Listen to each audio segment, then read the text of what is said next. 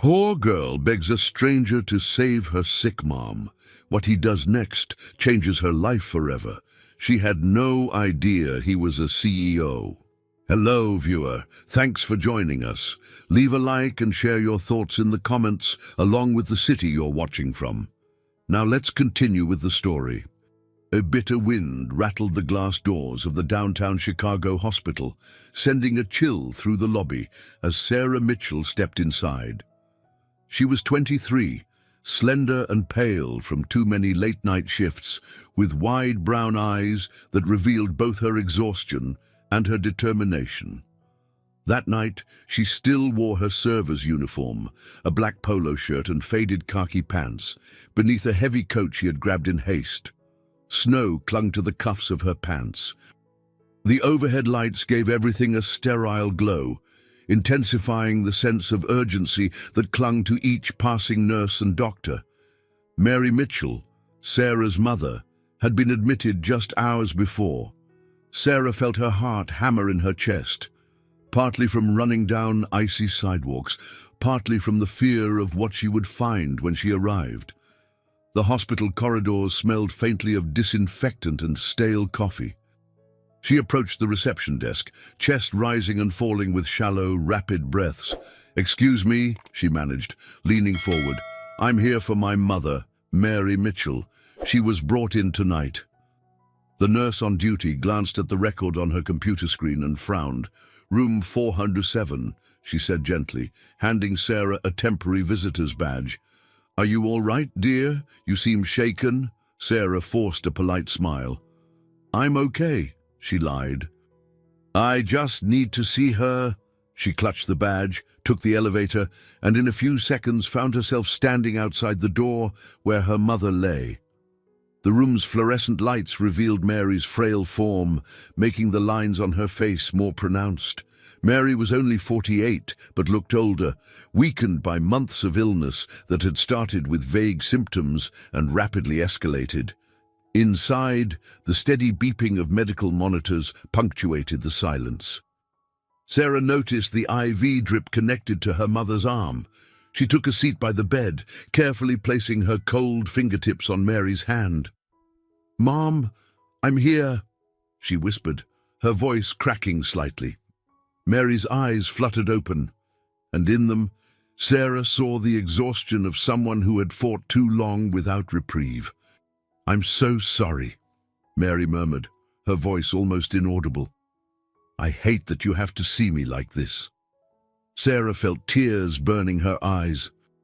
"Don't be silly," she said, trying to sound firm. "We'll get through this." Still, the same questions returned. How would she pay for the mounting medical bills? Her server's salary barely covered rent and groceries. A recent phone call from a billing department had confirmed her worst fears. Her mother needed a more intensive procedure soon, or the risks would become dire. That realization struck her anew as she left the room to track down the attending physician. The halls bustled with orderlies pushing gurneys, visitors talking in hushed tones, and doctors clutching charts. The physician, a tall man with silver-rimmed glasses, explained that Mary's condition was critical. She needed a specialized treatment that had to be done promptly, and it came with a daunting price tag. Sarah sank onto a nearby bench, her mind churning. She had exactly $157 left in her checking account, and the total cost of the procedure dwarfed that number. She could hear her own pulse thrumming in her ears. She tried to think of friends or relatives who might help. The circle was painfully small. An old college roommate, a few colleagues from the restaurant, her boss who scarcely agreed to pay overtime. None had the means to lend her what she needed. Mary's insurance had run out months ago, and Sarah had learned the hard way that applying for loans with her minimal credit history was nearly impossible. Just as her desperation peaked, she noticed a man standing near the hospital's entrance.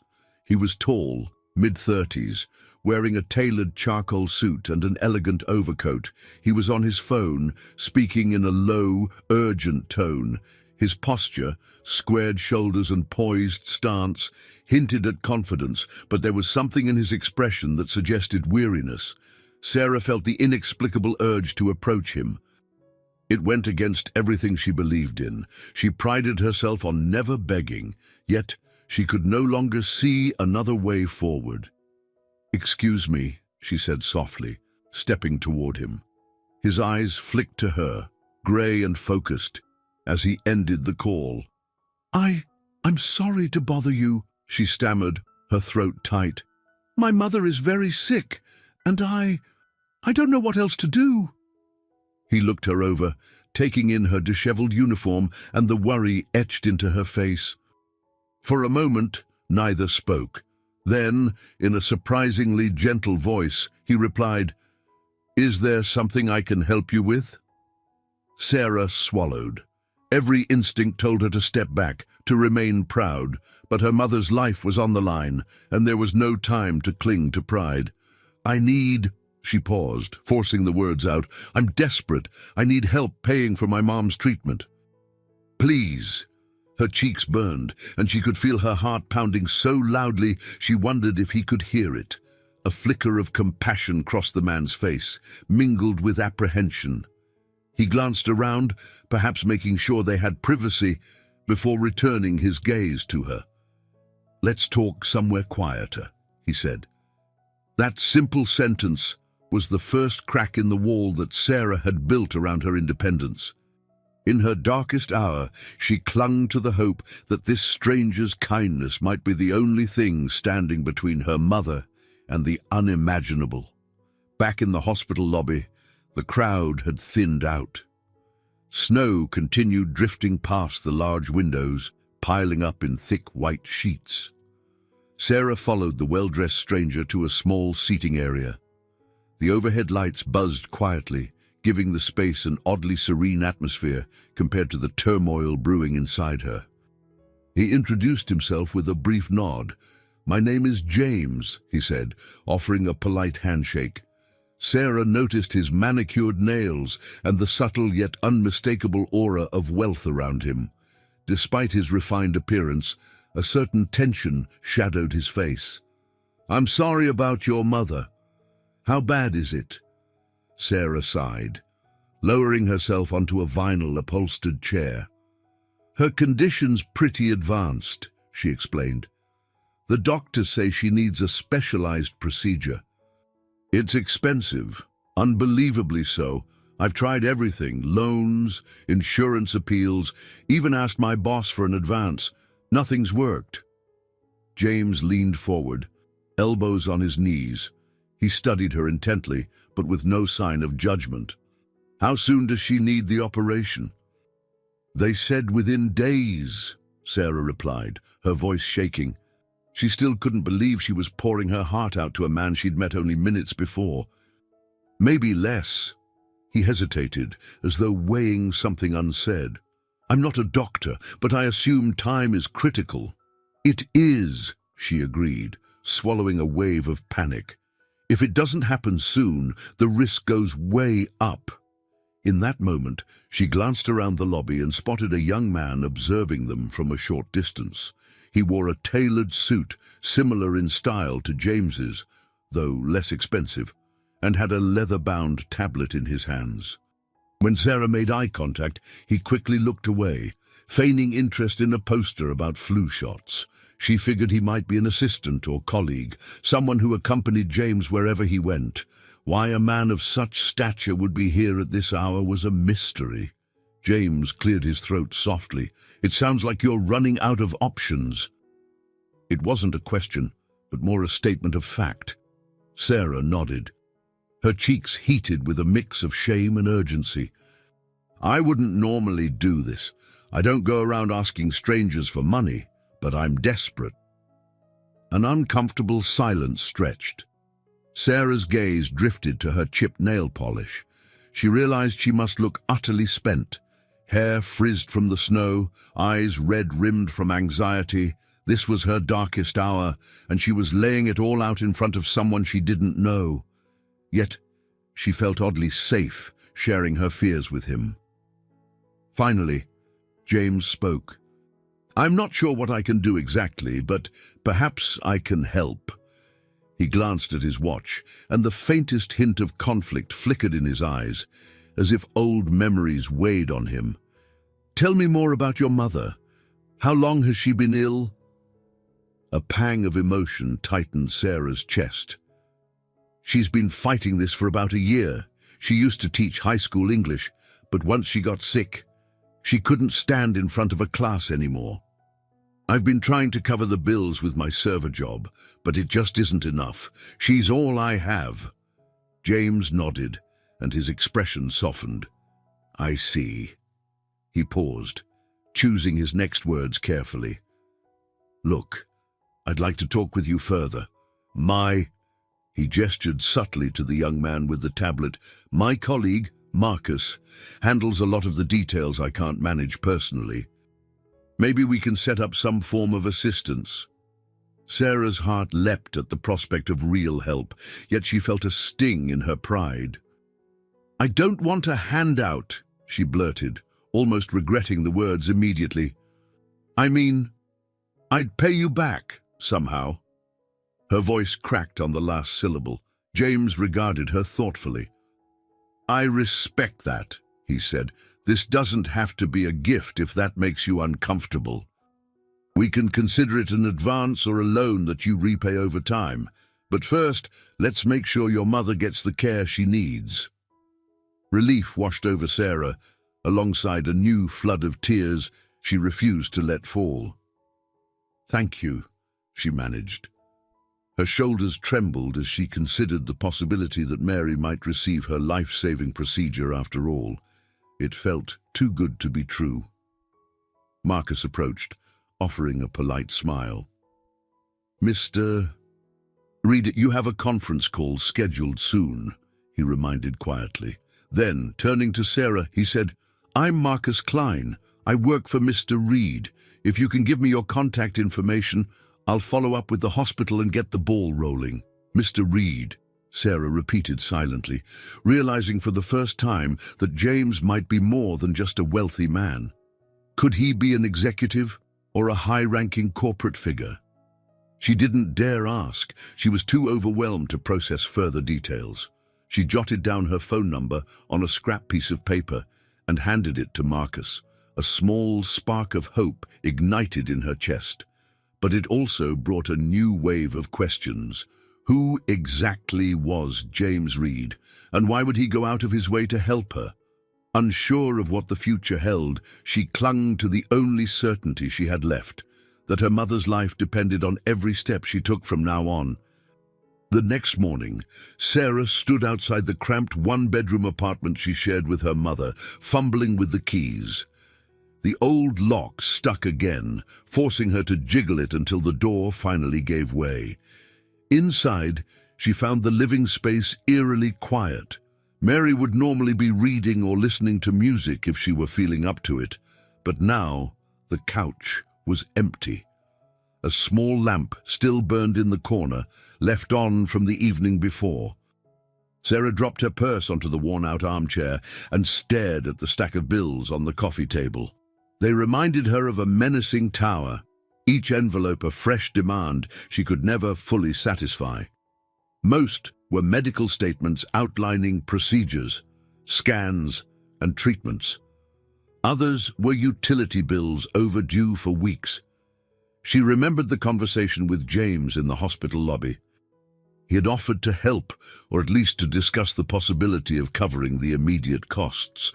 But the thought of depending on a stranger, even one as composed and seemingly genuine as James, made her uneasy. She was proud to a fault, always trying to handle her struggles alone. Growing up, she watched Mary work 2 jobs just to keep a roof over their heads after Sarah's father left.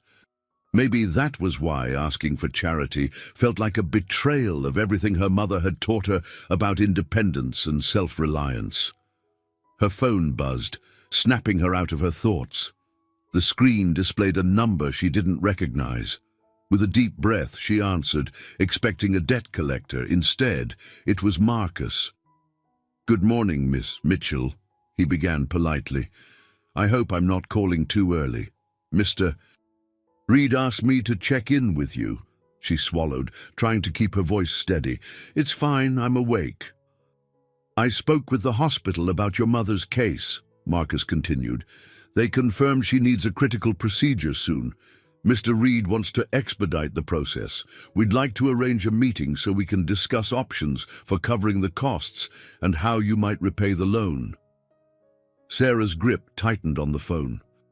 Just hearing the word loan made her feel both relieved and cornered. She also felt a flicker of embarrassment. This wasn't exactly the typical scenario of meeting someone wealthy under normal circumstances. All right, where should I meet you? Marcus gave her the address of a downtown office building. We're on the 25th floor. How about this afternoon? As she agreed, a knot formed in her stomach. She had no idea what to expect. After hanging up, Sarah wandered into the kitchen, which was little more than a cramped counter and a small dining table. She stared at the unopened box of cereal on the countertop. She wasn't hungry, not with everything weighing on her. Instead, she pulled out her mother's favorite mug, a cheerful ceramic piece with sunflowers, filled it with water, and sipped slowly. Memories of better times flooded her mind.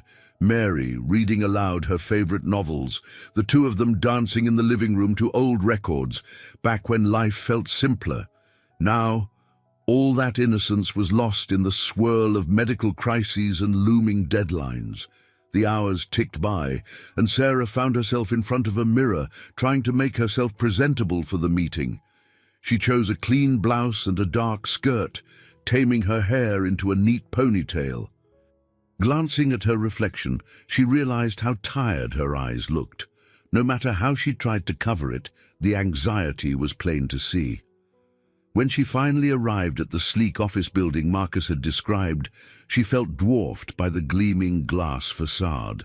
The lobby was bustling with well-dressed professionals, chatting, checking their watches, and rushing to the elevators. She felt out of place in her modest attire and scuffed shoes. Marcus greeted her in the lobby. He was polite but businesslike, guiding her to an elevator bank that soared upward at a dizzying speed. On the 25th floor, the doors opened to reveal a spacious office suite. Large windows offered a panoramic view of the city's skyline, and sleek furniture filled the waiting area. Mr. Reed is expecting you, Marcus said, leading her past a row of cubicles where a few employees typed away at their computers. Some cast curious glances in Sarah's direction, but she couldn't tell if it was because of her presence or just routine office observation. They entered a conference room with a long table of polished wood. James stood near the window, hands in his pockets, staring out at the buildings below. He turned when they walked in, offering a small nod of greeting. "Sarah," he said, his tone soft yet formal. "I'm glad you could come." She took a seat across from him, and Marcus sat to one side, opening a folder. Sarah steadied herself, trying to match their calmness. Yet inside, her emotions were in turmoil. Was she really about to sign up for a debt she had no idea how to repay? Pride battled desperation, each pulling her in a different direction. Still, the vision of her mother alone in that hospital bed pushed her forward, reminding her that some decisions, no matter how difficult, had to be made. A tense silence hovered in the conference room. James leaned forward, resting his forearms on the polished tabletop, his eyes locked on Sarah. Marcus quietly clicked a pen, ready to jot down notes on a legal pad. Though the blinds were drawn up, letting sunlight pour through, the atmosphere felt heavy, overshadowed by the gravity of why they were all there. "I spoke with your mother's doctor," James began. His tone was calm, almost cautious, as though he sensed Sarah's growing discomfort. "From what I gather, she needs this procedure very soon, otherwise the risks increase exponentially." Sarah nodded, her voice caught in her throat. "That's correct," she finally managed. "They said," She might not have more than a few days before things get really dangerous. Marcus slid a piece of paper toward her. This is an estimate of the total cost for the procedure and follow-up care. We had the hospital fax it over this morning. She glanced at the figure, her heart sinking. It was more than she had made in a year's worth of tips and wages. She fought the urge to run from the room, to hide from the brutal fact that she had no resources to handle such a burden. James cleared his throat. I'm prepared to cover the immediate cost so that your mother can get the procedure done as soon as possible. However, I understand your concerns about repaying this. I've drafted a basic loan agreement with a very low interest rate to be paid back according to a schedule we'll work out together. The relief was immediate, but came tangled with apprehension.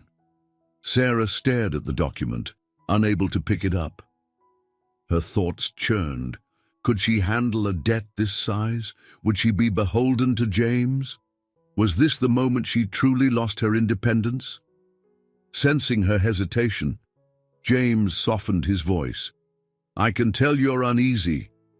I don't want to push you into something you'll regret, but I also don't want your mother's condition to worsen while we wait.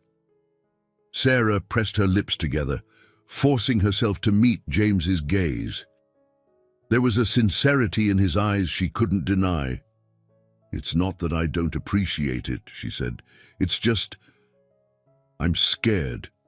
This is a lot, and I have no idea how I'll repay you. Marcus spoke up gently. One step at a time, Ms. Mitchell. First we get your mother the care she needs.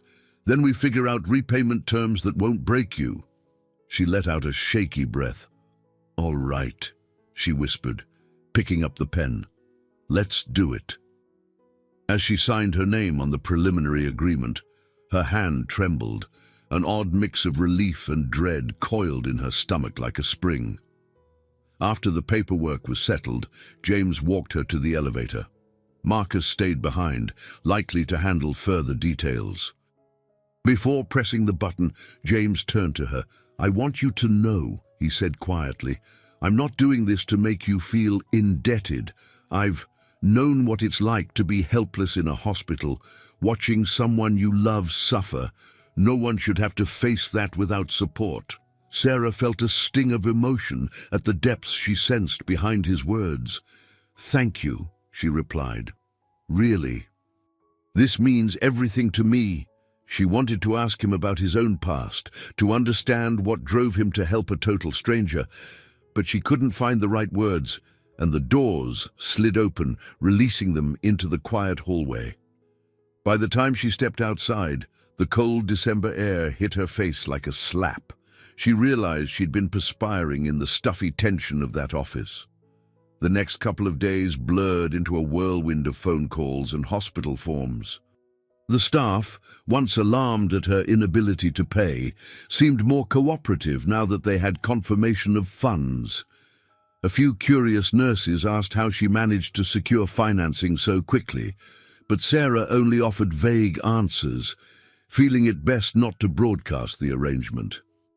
As the pressure to finalize medical details mounted, Sarah found herself in the hospital cafeteria, staring into a cup of stale coffee.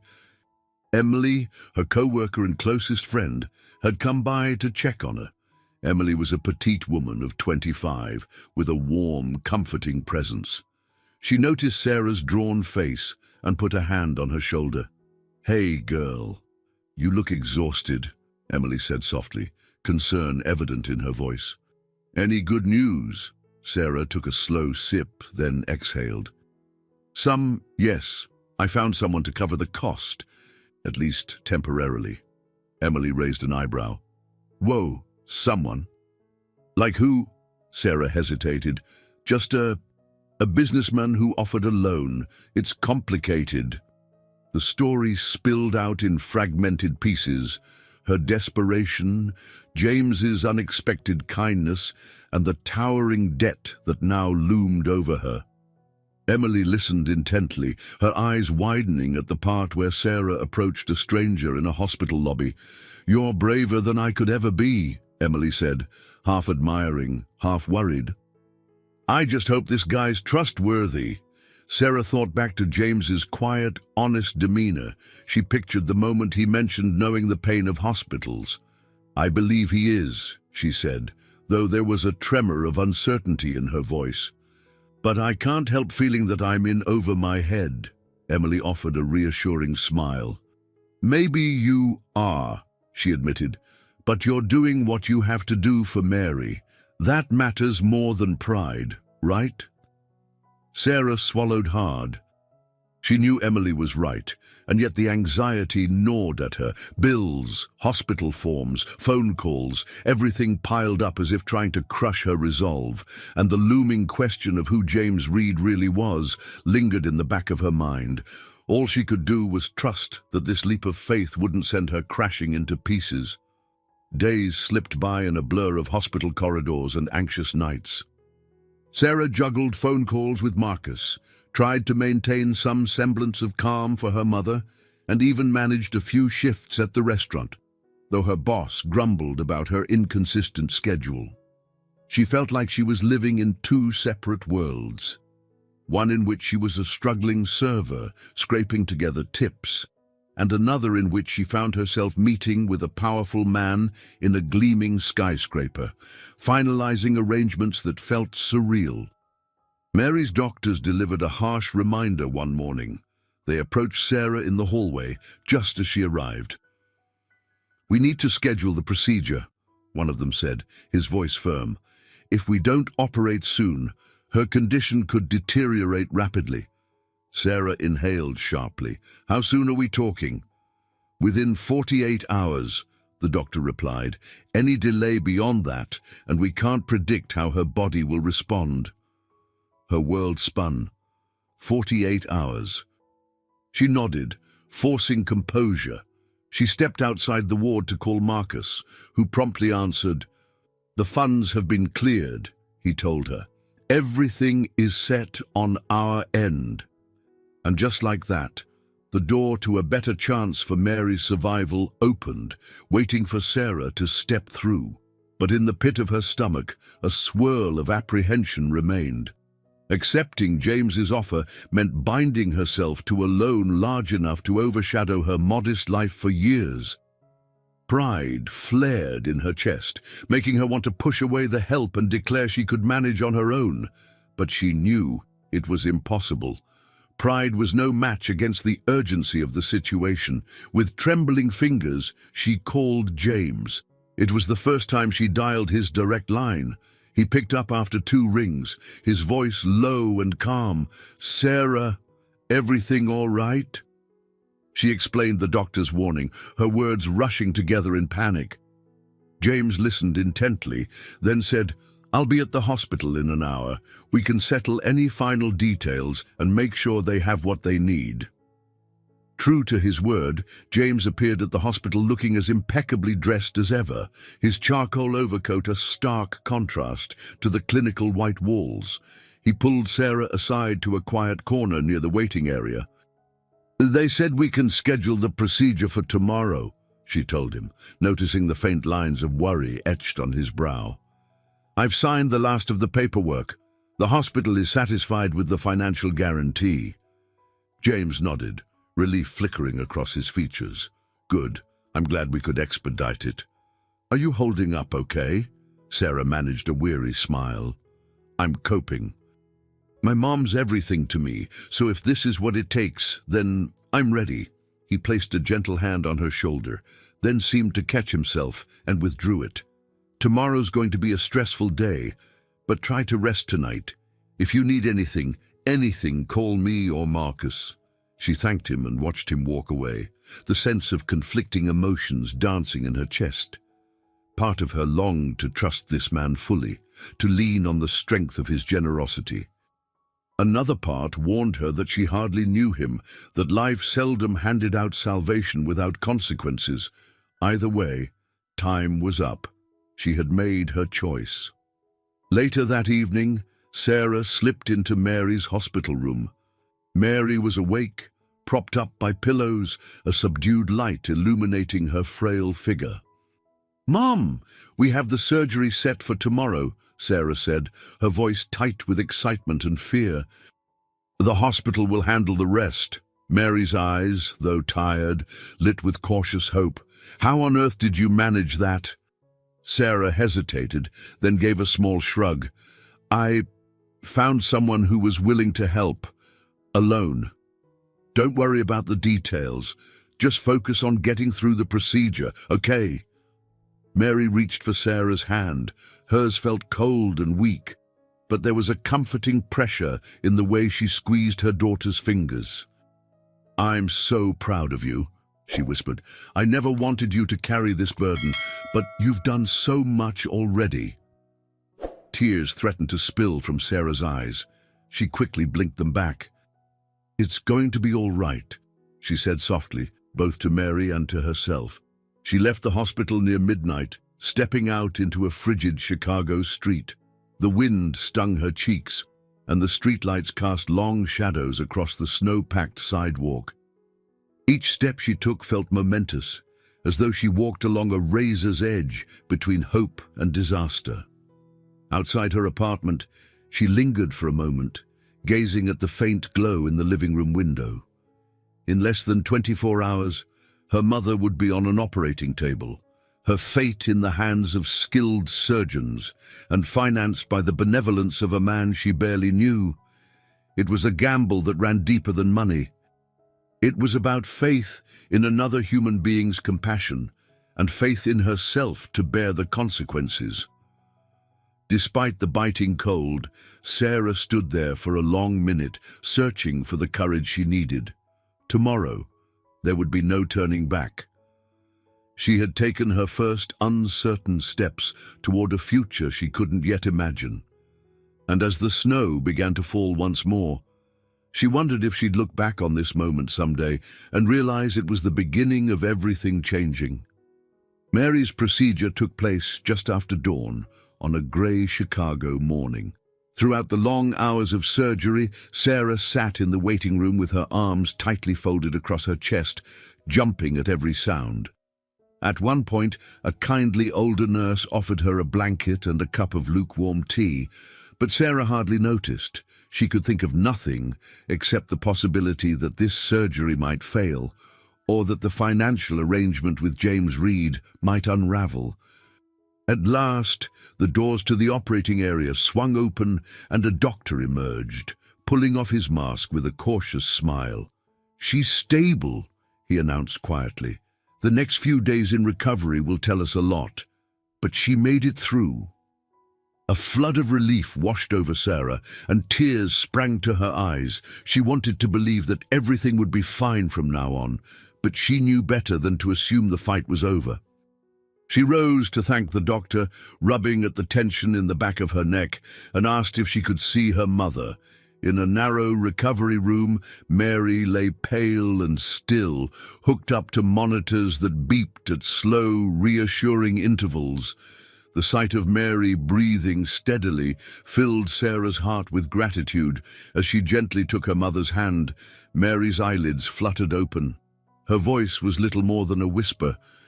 "Sarah," she breathed, managing a faint smile despite the oxygen tube at her nose. "You're here." "Always," Sarah murmured, pulling a chair close. "Don't talk too much. You need to rest." Mary struggled to speak anyway. "I'm proud of you and grateful." Sarah felt emotion tightening her throat. "Let's just focus on you getting better, okay?"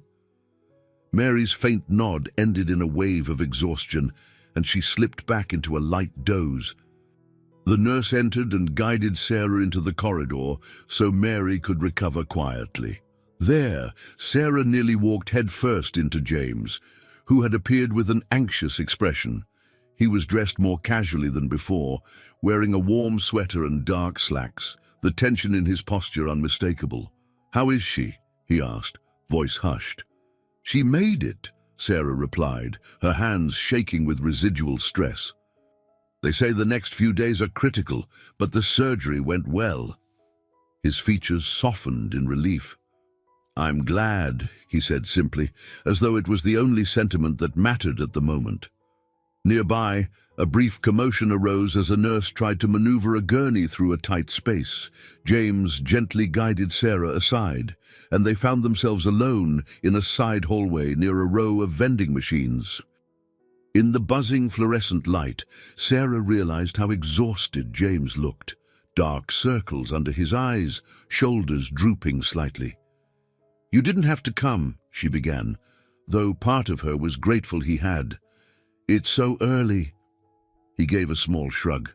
"I wanted to be sure things went smoothly. I know how terrifying waiting can be."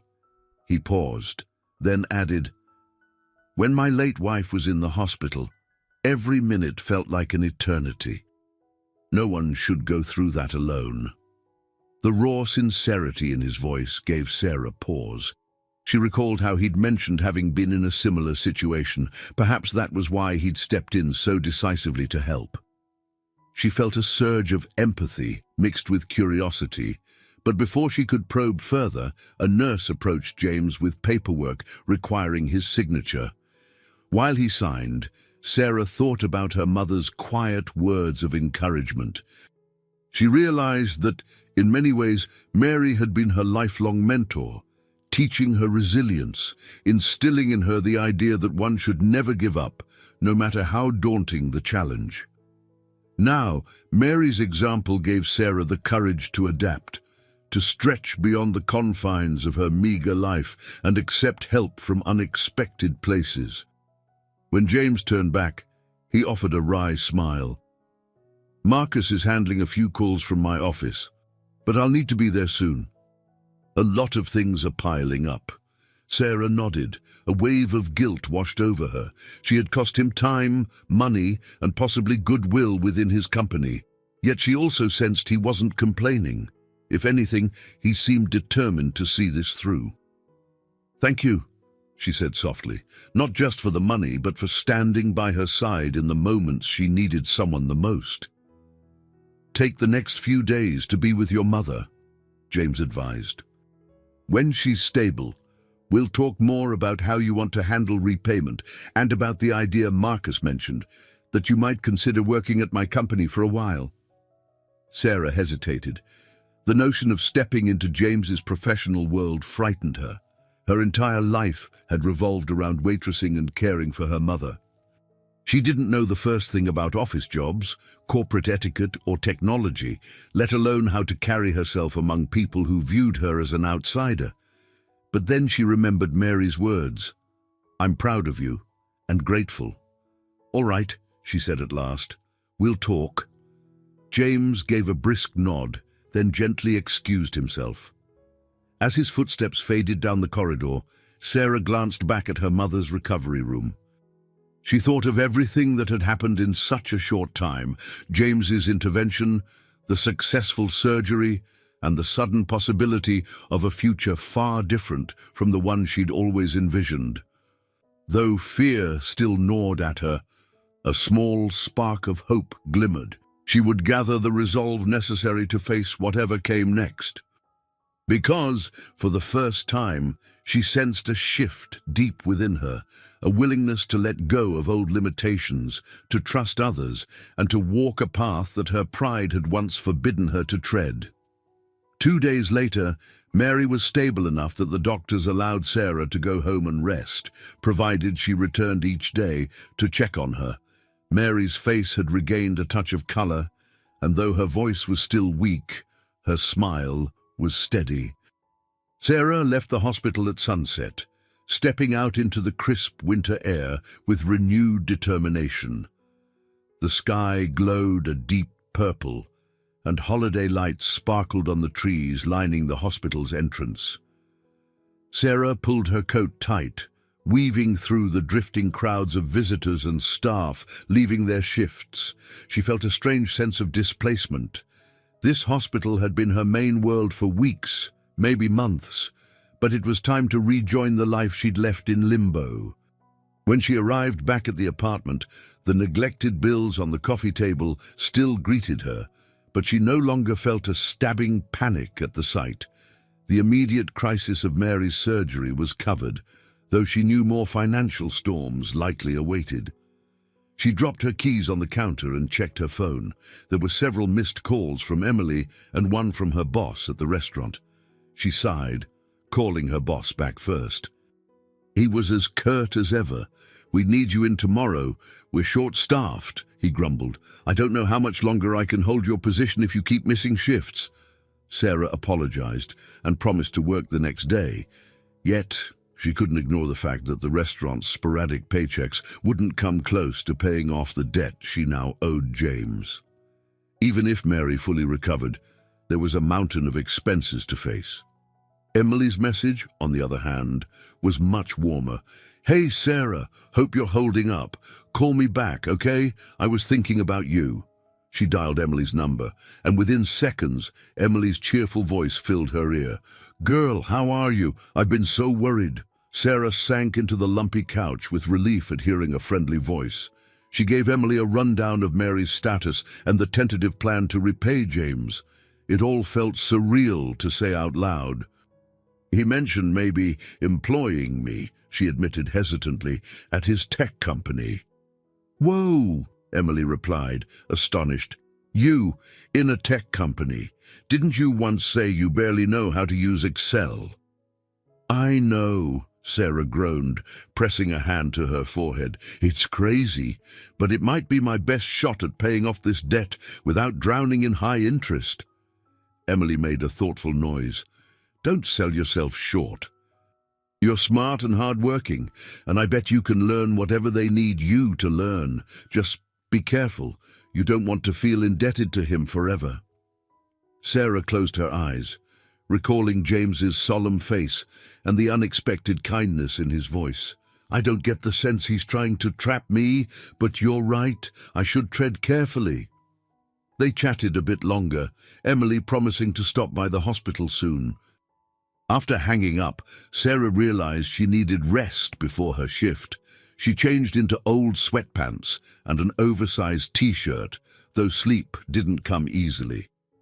Her mind raced with thoughts of the future, what it would mean to leave her old life behind and plunge into an unknown environment she barely understood. The next morning at the restaurant proved taxing as usual. Customers trickled in from the cold, stomping slush off their boots. Sarah smiled and took orders, forcing her body through the familiar motions while her brain buzzed with the memory of the quiet, glass-walled office where James worked. She dropped off plates of scrambled eggs and refilled coffee mugs, all the while questioning whether she could truly step into an entirely different world. Midway through her shift, a delivery man arrived with a sleek white envelope bearing the Reed Technologies logo. The sight of it startled her. She felt every eye in the restaurant turn her way as the man asked, "Sarah Mitchell?" "That's me," she said, wiping her hands nervously on her apron. She took the envelope and quickly retreated to the storage closet for a moment of privacy. The letter inside was from Marcus, outlining potential roles Sarah might fill on a temporary basis at the company. There were details about hourly pay, a flexible schedule to accommodate Mary's needs, and an invitation to come in for an informational interview. Her heart hammered. This was happening faster than she expected. She refolded the letter and slipped it into her pocket, returning to the floor, trying not to let her co-workers see how shaken she was. In truth, part of her was thrilled at the prospect of a more stable income. Another part clung to the only life she'd known, serving customers, counting tips, and collapsing in exhaustion at the end of a double shift.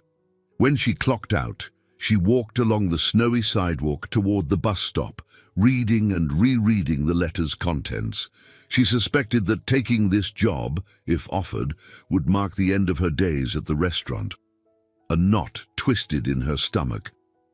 She had never thought of herself as someone who could transition to a corporate setting, yet James was giving her a doorway to a new kind of life, one that might provide for Mary and repay the debt more quickly. Standing at the bus stop in the biting wind, She rubbed her gloved hands together for warmth. Across the street, glimmering holiday decorations in a department store window reminded her that Christmas was just weeks away. She thought about how Mary had always made the season special, even when times were tough. Maybe this year, if everything worked out, she could do the same for her mother, in return. A week later, Sarah found herself standing outside the towering glass headquarters of Reed Technologies. The air felt sharp against her cheeks, and her breath turned to puffs of vapor as she clutched the strap of her purse. She'd taken care that morning to dress as professionally as she could manage on her budget. A simple navy blouse with slacks and a pair of scuffed flats she'd polished until they almost looked new. Marcus had arranged for her to meet the Human Resources Department, followed by a brief conversation with James. Looking up at the reflective windows, Sarah remembered stepping into that same building once before, but under very different circumstances. Now, she felt even more out of place, as if stepping onto foreign soil without a map. Inside, the lobby thrummed with energy. People in tailored suits strode purposefully, talking into headsets or scrolling on their phones. The polished floors gleamed, and a modern art sculpture stretched toward the high ceiling. Sarah approached the reception desk, heart pounding. "Good morning," she said, doing her best to sound calm. "I'm here for an appointment with HR." The receptionist checked a digital list and pointed her toward the elevator bank. 23rd floor. "Someone will meet you there." Sarah squeezed into a crowded elevator alongside a handful of employees. Their conversations about project deadlines and software updates buzzed around her. She felt a pang of panic. She had no idea what half their jargon meant. What if she was in over her head? When the elevator doors slid open, a tall, confident woman in a fitted blazer stood waiting. "Sarah Mitchell?" she asked, extending her hand. "I'm Diana Carter, Director of Corporate Communications." Sarah's nerves sharpened. "Nice to meet you," she said, returning the handshake. Diana's smile was surprisingly genuine. "Marcus asked me to show you around. Our HR manager is tied up at the moment, so I'll give you a quick tour." They walked past rows of glass-walled offices and open-concept workstations. Large screens displayed real-time analytics that looked like colorful hieroglyphics to Sarah. She noticed a few curious glances from employees, most polite, but some tinged with skepticism. "How's your mother doing?" Diana asked casually as they reached a communal lounge area stocked with coffee machines and healthy snacks. Sarah appreciated the concern. "Much better, actually. She's still in the hospital for observation, but the doctors are optimistic she'll make a full recovery." "That's great news," Diana said, guiding Sarah through a hallway adorned with motivational posters about innovation and corporate responsibility. "Mr. Reed is passionate about healthcare initiatives. He's always encouraging new partnerships or programs to help patients who can't afford treatment." That statement piqued Sarah's curiosity. James Reed wasn't just a well-to-do executive handing out money. He'd built part of the company ethos around helping others. Perhaps that explained why he'd been so receptive to her plea in the hospital lobby. They stopped at a bright, glass-enclosed room labeled Collaboration Hub. Diana gestured for Sarah to take a seat on a modern, low-slung couch. "HR will be here any minute. Don't be nervous. They just want to learn about your background and see where you might fit best." Sarah inhaled deeply, glancing around.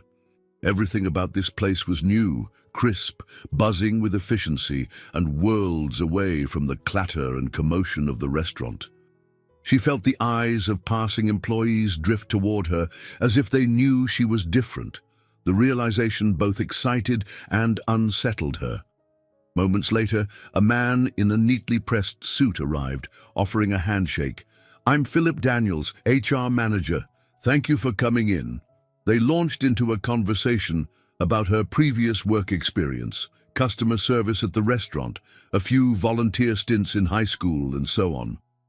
Sarah did her best to sound professional, though she suspected she lacked the qualifications for most roles in a tech company. Philip, however, seemed unfazed. "A strong work ethic and willingness to learn can count for a lot," he said kindly, typing notes into a slim laptop. Relief washed over her, followed by a renewed sense of possibility. Maybe she could adapt. Maybe she had underestimated herself. Diana eventually rejoined them, checking her watch. "Mr. Reed wants to say a quick hello in his office," she announced. "If you have time, of course." Sarah's stomach flipped. She followed Diana to an elevator that took them 2 floors higher. As they stepped off, the atmosphere shifted noticeably. The decor grew more refined, the carpeting plusher. They reached a frosted glass door with James Reed's name etched in subtle lettering. Diana tapped lightly, then opened the door. James looked up from behind his desk, his expression brightening. He wore a tailored navy suit and a warm smile that reached his eyes. "Sarah," he greeted, standing to shake her hand. "Welcome. How are you holding up?" "I'm good," she managed, scanning the office. Floor-to-ceiling windows offered a breathtaking view of the city skyline, and a neat row of family photos lined a credenza, though Sarah couldn't see them clearly from where she stood. "It's a lot to take in," she admitted honestly. He gestured for her to sit. "We'll go at your pace," he assured her. "The important thing is finding a role that fits your skill set and schedule. I don't want to overwhelm you." Sarah felt a surge of gratitude. This was the first time she'd felt so much control over her own destiny in a long while. She recalled the tumultuous days at the hospital, the panic, the unstoppable sense of sliding into darkness. Now, she had a glimmer of hope. She was officially stepping into an unknown world, James's world, and though it frightened her, she knew deep down that this was the right move. By the end of that same week, Sarah found herself part of a small administrative team at Reed Technologies, working under Diana Carter's supervision. Her role was temporary, an administrative liaison, they called it, but it came with decent pay and a flexible schedule so she could visit Mary. More importantly, it gave her a window into corporate life and a chance to chip away at the debt she owed James. Her first few days were a blur of new software tutorials, phone etiquette training, and absorbing the polite but brisk culture of the office. Many tasks were mundane: scheduling internal meetings, managing spreadsheets of departmental budgets, or preparing short summaries of press releases. Yet every time she successfully completed a task, she felt a small thrill of accomplishment. One afternoon, she joined Diana in a conference room for a meeting about upcoming charitable initiatives. Sarah sat quietly, taking notes as managers pitched ideas about partnerships with local hospitals and educational grants. Though she didn't speak, she felt an unexpected sense of pride. Here was a place where she could do more than just fetch orders or scrape by on tips. Even if her role was minor, it contributed to something bigger. During her lunch break, she often retreated to the company's cafe, a polished space with modern tables and motivational quotes on the walls.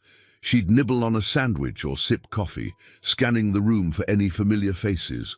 On one such day, Diana appeared, tray in hand, and sat across from her. "Mind if I join you?" she asked, setting down a salad. "Not at all." They ate in companionable silence at first. Then Diana offered Sarah a small smile. "Everyone's been noticing how quickly you're learning.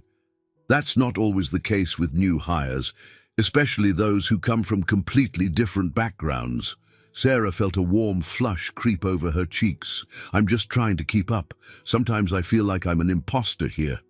Diana shook her head. "Don't underestimate yourself. Your attention to detail and empathy for people are an asset. You'd be surprised how many folks in this building lack those basic human skills." Touched by the praise, Sarah decided to confide in Diana about her lingering insecurities. I never expected to be here. My mom's in the hospital, and I've got these huge bills to cover. Sometimes I wonder if everyone here thinks I'm just a charity case." Diana's expression softened. "I know there can be cynics, but most of us appreciate your determination. Anyway, James wouldn't have hired you if he didn't see real potential. Believe me, he doesn't do anything solely out of pity." The mention of James made Sarah recall the flickers of vulnerability she'd glimpsed in him, the quiet pain in his eyes whenever hospitals were mentioned. She chewed her lip, pondering the mystery of who he was beyond the polished CEO persona. She hardly knew anything about his personal life, aside from the tragedy he'd hinted at. After lunch, she returned to her desk, an actual desk in a small cubicle with her name on a plaque. She sat down, booted up her computer, and opened a spreadsheet. A sense of gratitude washed over her. Though everything still felt foreign, she felt the first hints of belonging. Adapting wasn't without its pitfalls, however. One morning, she messed up a meeting schedule for an important client, and the confusion trickled up to James's office. Flustered, she ran up to deliver the corrected schedule in person. James glanced at the paper, nodded, and gave a brief smile. "Glad we caught this early. Mistakes happen." His easy forgiveness was a balm to her frazzled nerves. "I'm sorry," she murmured. "I'm still getting used to how fast everything moves here." "Don't worry," he replied. "You're learning quickly. Keep at it." Sarah left his office feeling oddly encouraged, though the self-consciousness still lingered. Each day brought new challenges, figuring out corporate lingo, navigating office politics, and resisting the urge to apologize for every small error. In between tasks, she discreetly checked her phone for updates on Mary's condition, relieved each time to see a text from the hospital indicating stable progress. In the evenings, she visited Mary, bringing printed reports for her to glance over. Her mother, though weary, was enthralled to see Sarah stepping into a whole new environment.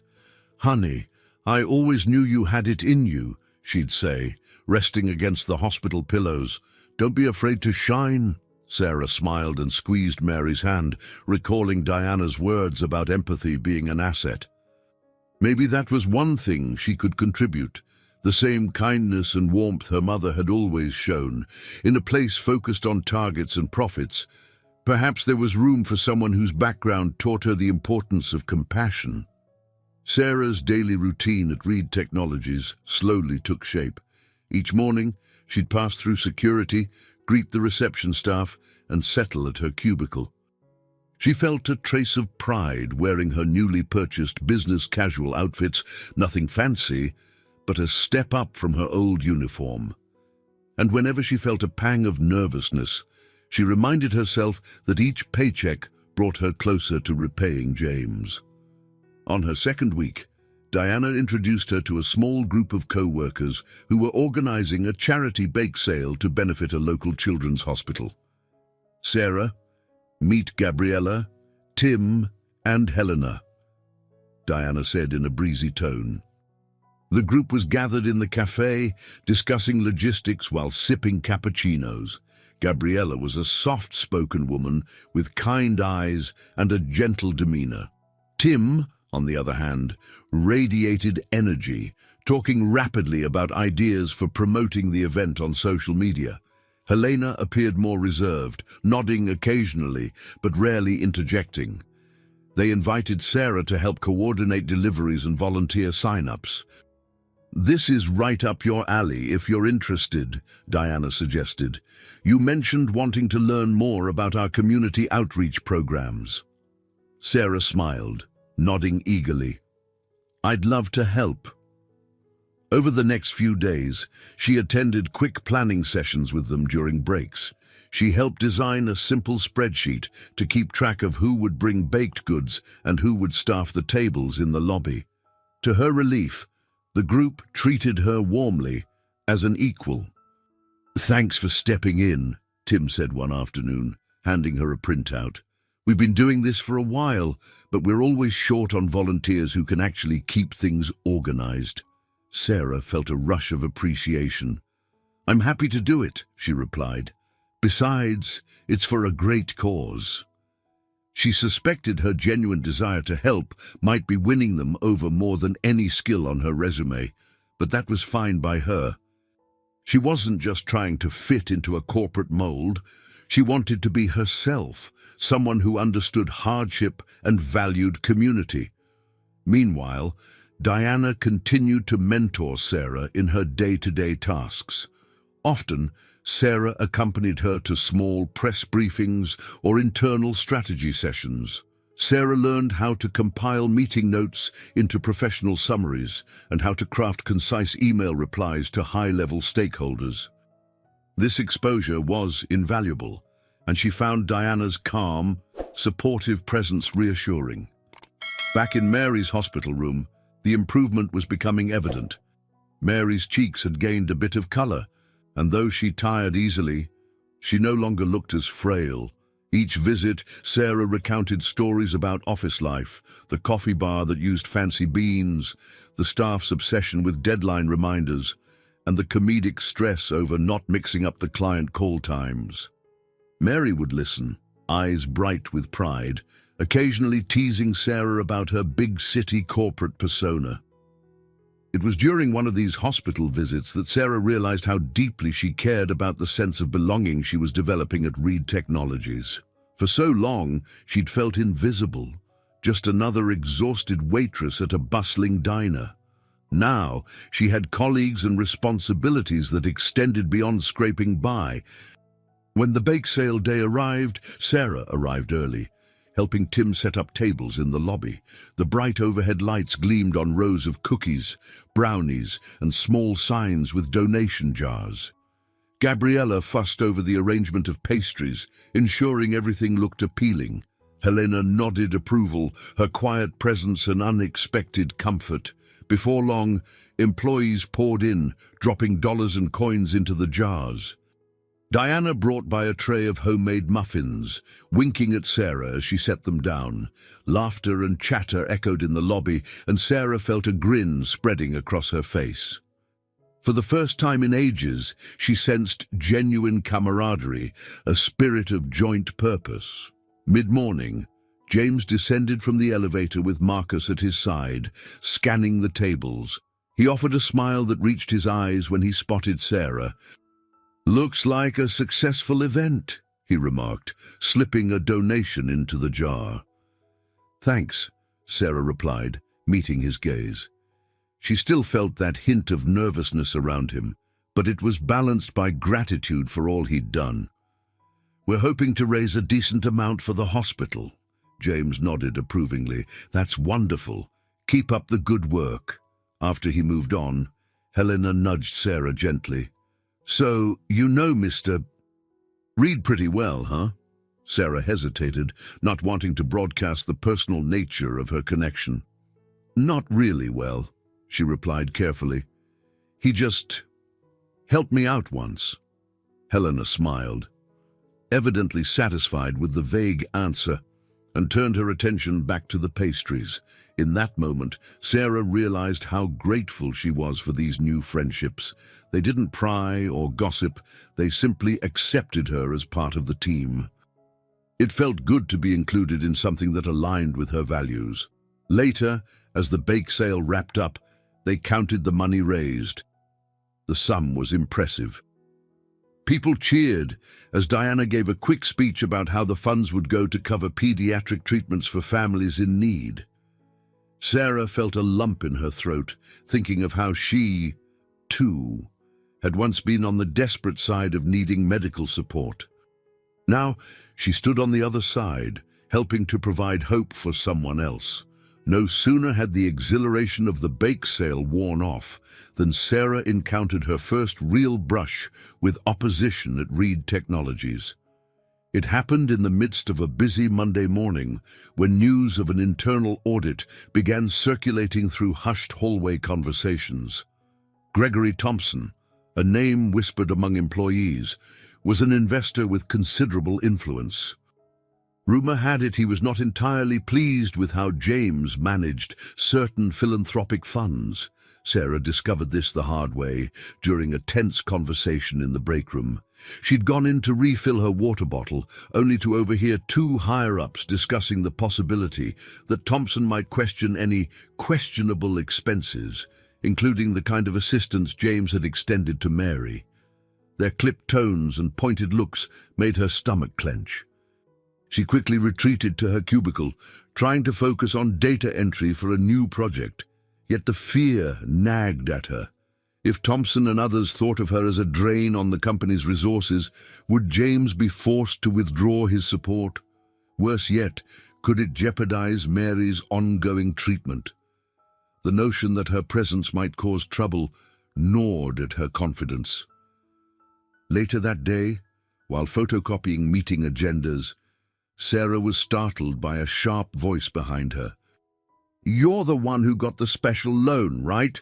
She turned to see a man she recognized from passing glances in the corridor, mid-50s, a slight paunch and an air of authority about him. His cold blue eyes regarded her with thinly veiled skepticism. She had a sinking feeling this was Gregory Thompson himself. Swallowing, she nodded. "I'm Sarah Mitchell," she said, fighting to keep her tone civil. Thompson made a low harumph. "I've been hearing a lot about you.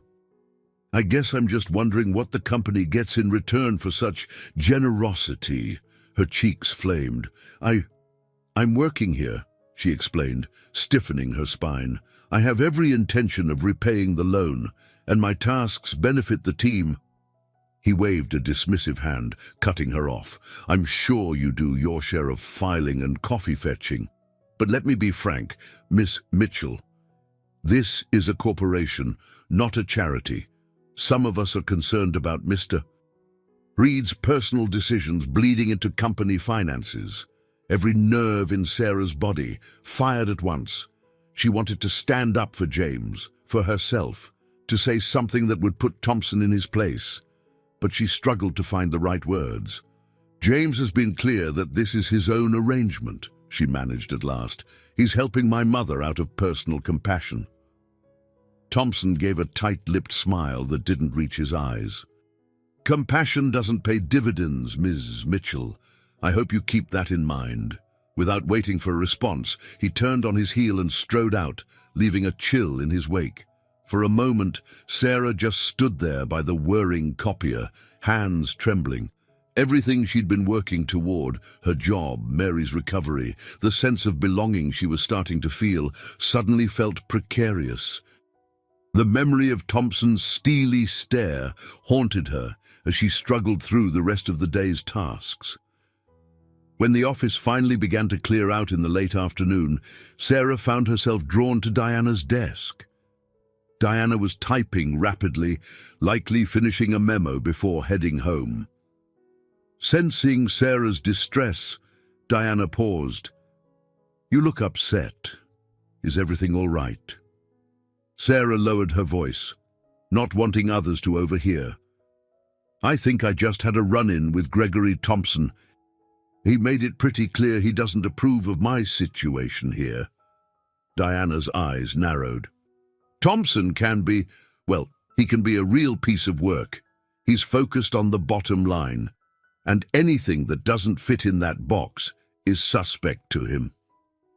Sarah wrapped her arms around herself protectively. "What if he tries to cut off the support for my mum, or pushes James to let me go?"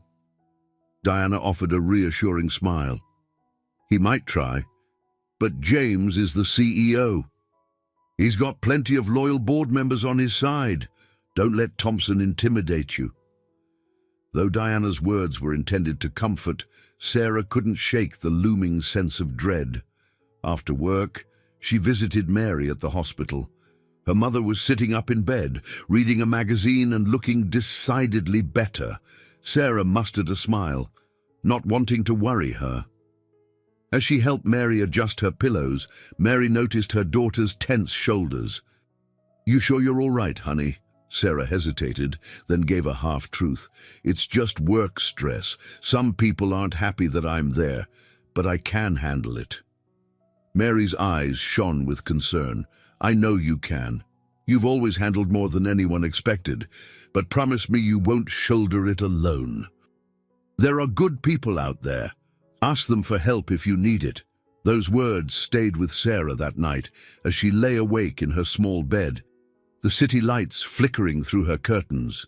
She recalled Diana's encouragement, Emily's unwavering friendship, and the warmth she'd found among her new colleagues. Maybe Mary was right. She didn't have to fight every battle alone. Yet a whisper of doubt lingered. Thompson's disapproval was a storm cloud gathering on the horizon, and Sarah sensed that the real trial of her resolve had only just begun. Sarah had barely slept since her unsettling encounter with Gregory Thompson.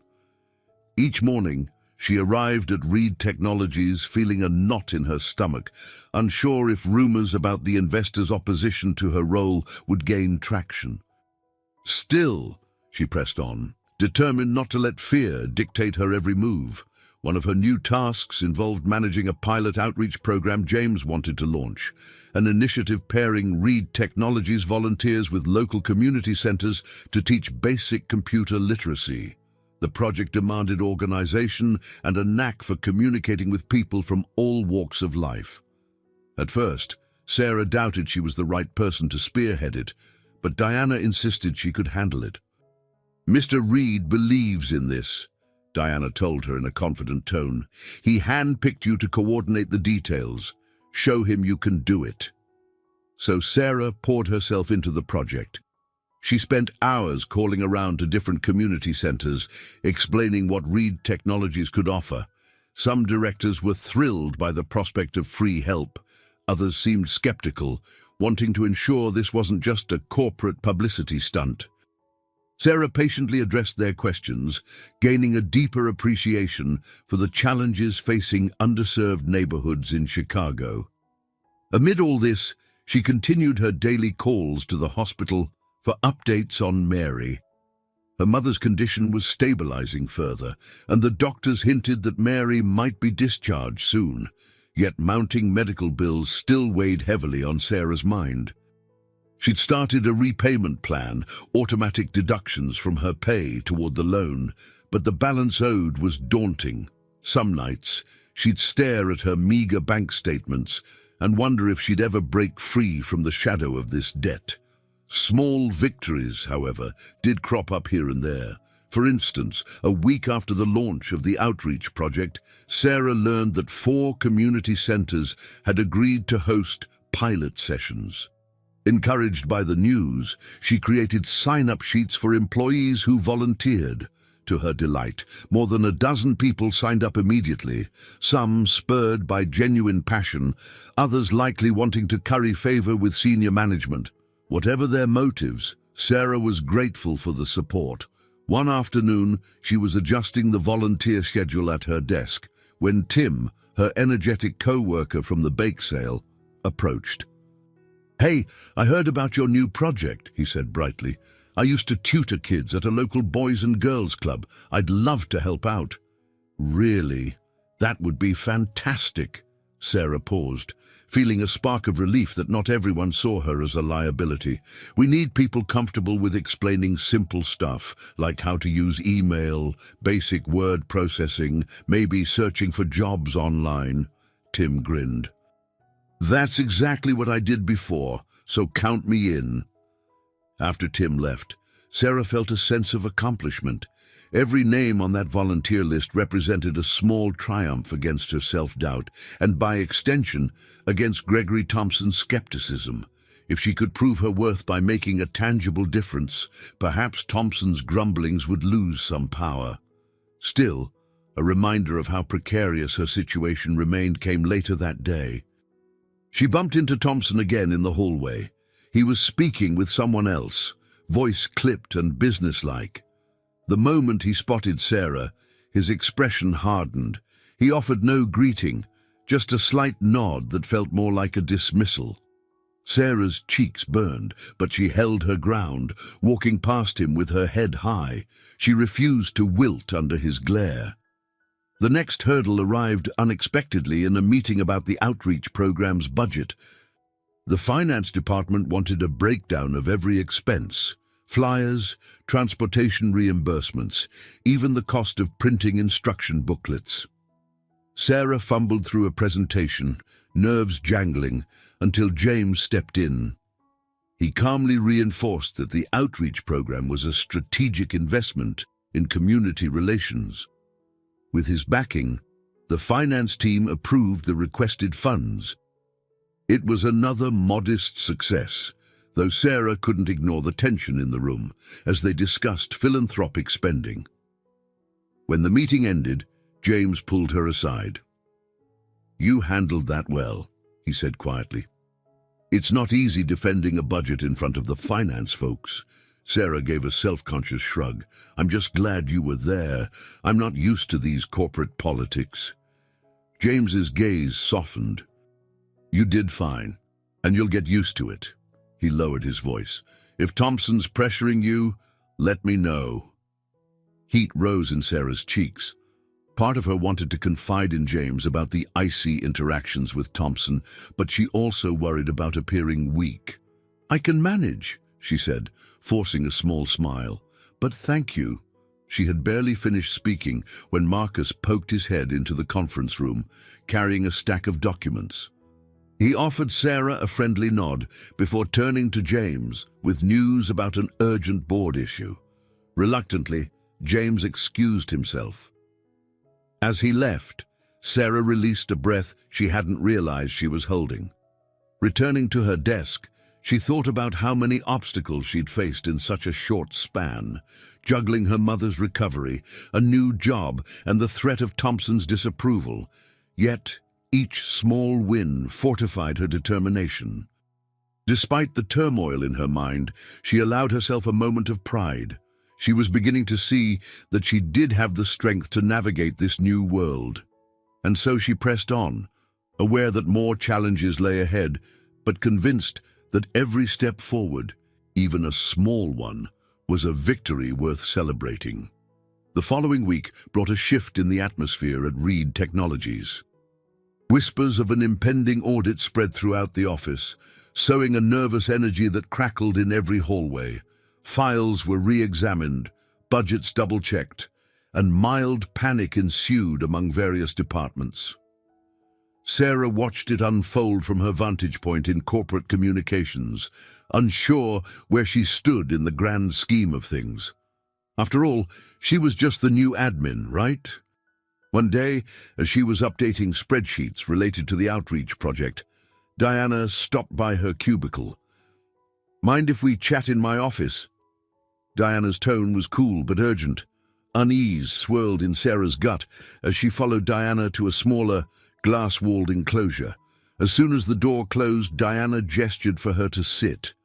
"This audit might involve a review of all philanthropic activities," she began, keeping her voice low.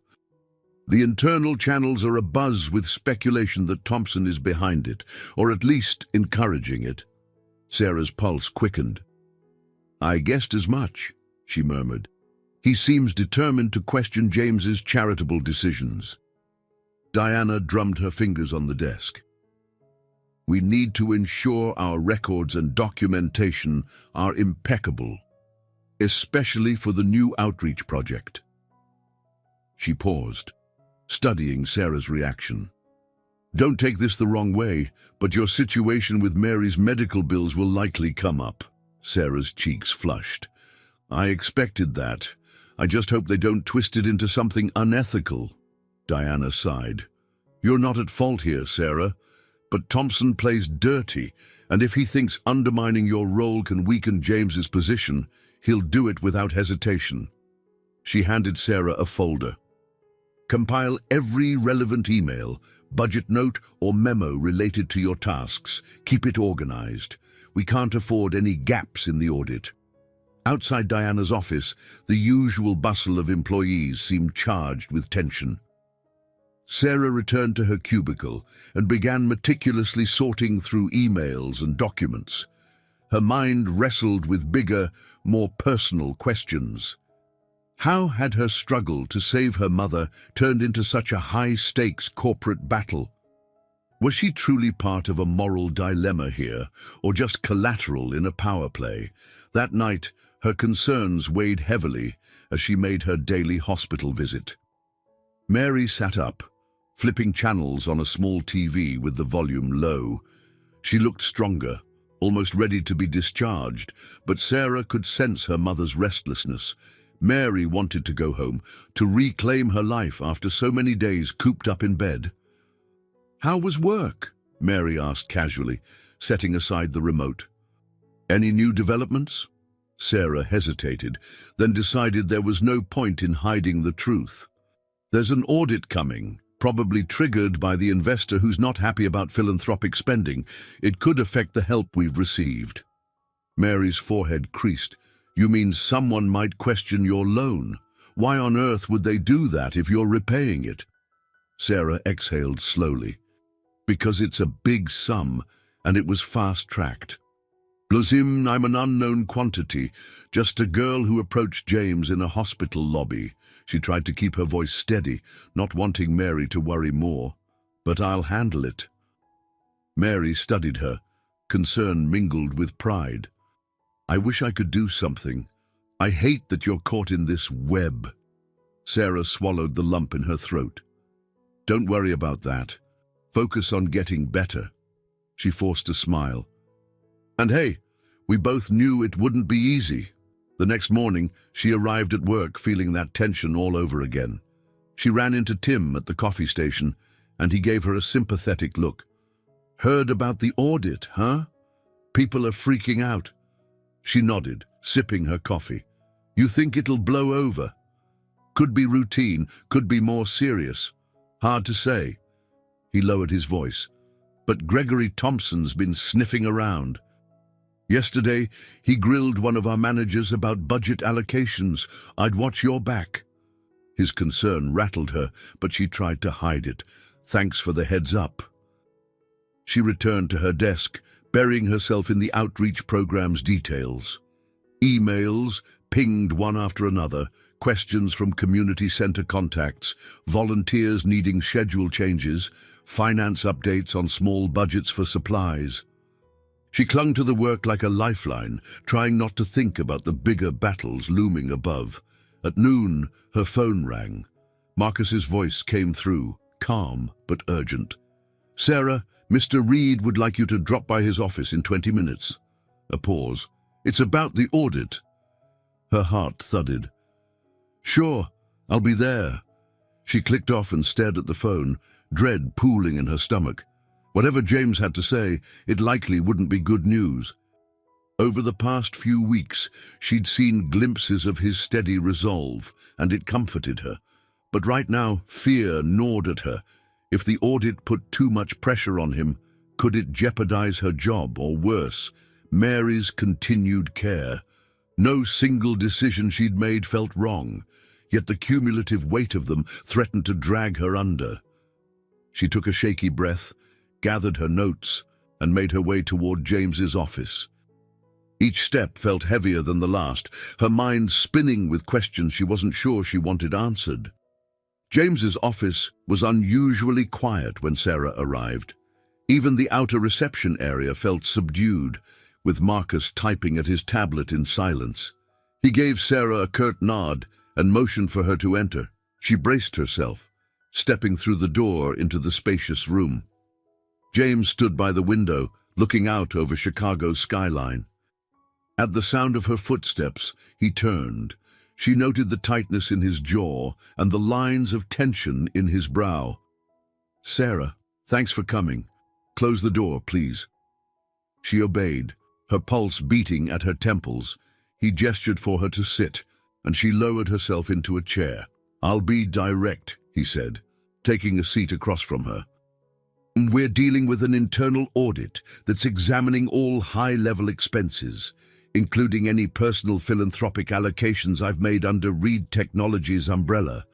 Thompson is pushing hard, And the board wants answers. Sarah nodded slowly. I understand. So this involves me too, right? James exhaled. In part. Technically, the loan for your mother's surgery came out of a discretionary fund I control, not from the company's main accounts. But Thompson is insinuating that I blurred the lines. He's made references to your employment status here, implying it's some sort of personal favor. Shame and anger warred within her. I'd never ask you to break the rules, she began, her voice trembling slightly. You've been so generous, and I never wanted to cause problems. He held up a hand. I know. You're not the issue. Thompson's using this as leverage to challenge my leadership. He wants to portray me as reckless with finances. His gaze softened. I don't regret helping you or your mother. I'd do it again, but we need to prepare for a fight. Sarah's throat constricted. The last thing she wanted was to be a liability for James, especially after everything he'd done. What can I do? She asked quietly. He leaned forward. I need you to be completely transparent with the auditors. Show them you're repaying the loan, that you're fulfilling your duties here. Keep detailed logs of your work on the outreach program. And if they question you, answer truthfully. No more, no less. She swallowed, nodding. All right, I can do that. James paused, looking as though he wanted to say more. Finally, he spoke in a subdued voice. I won't let them cut off your mother's support or force you out under false pretenses. You have my word. His unwavering conviction kindled a surge of gratitude in Sarah's chest, along with an undercurrent of fear. Thompson wasn't a man who played fair, from what she'd seen. Could James really protect both himself and her from a board-level coup? She left the office feeling a little steadier, though her nerves still prickled. The rest of the day blurred into a haze of phone calls and spreadsheets. In the back of her mind, she half expected Thompson to march over at any moment, demanding to see her files. He never appeared, but the dread of that confrontation lingered.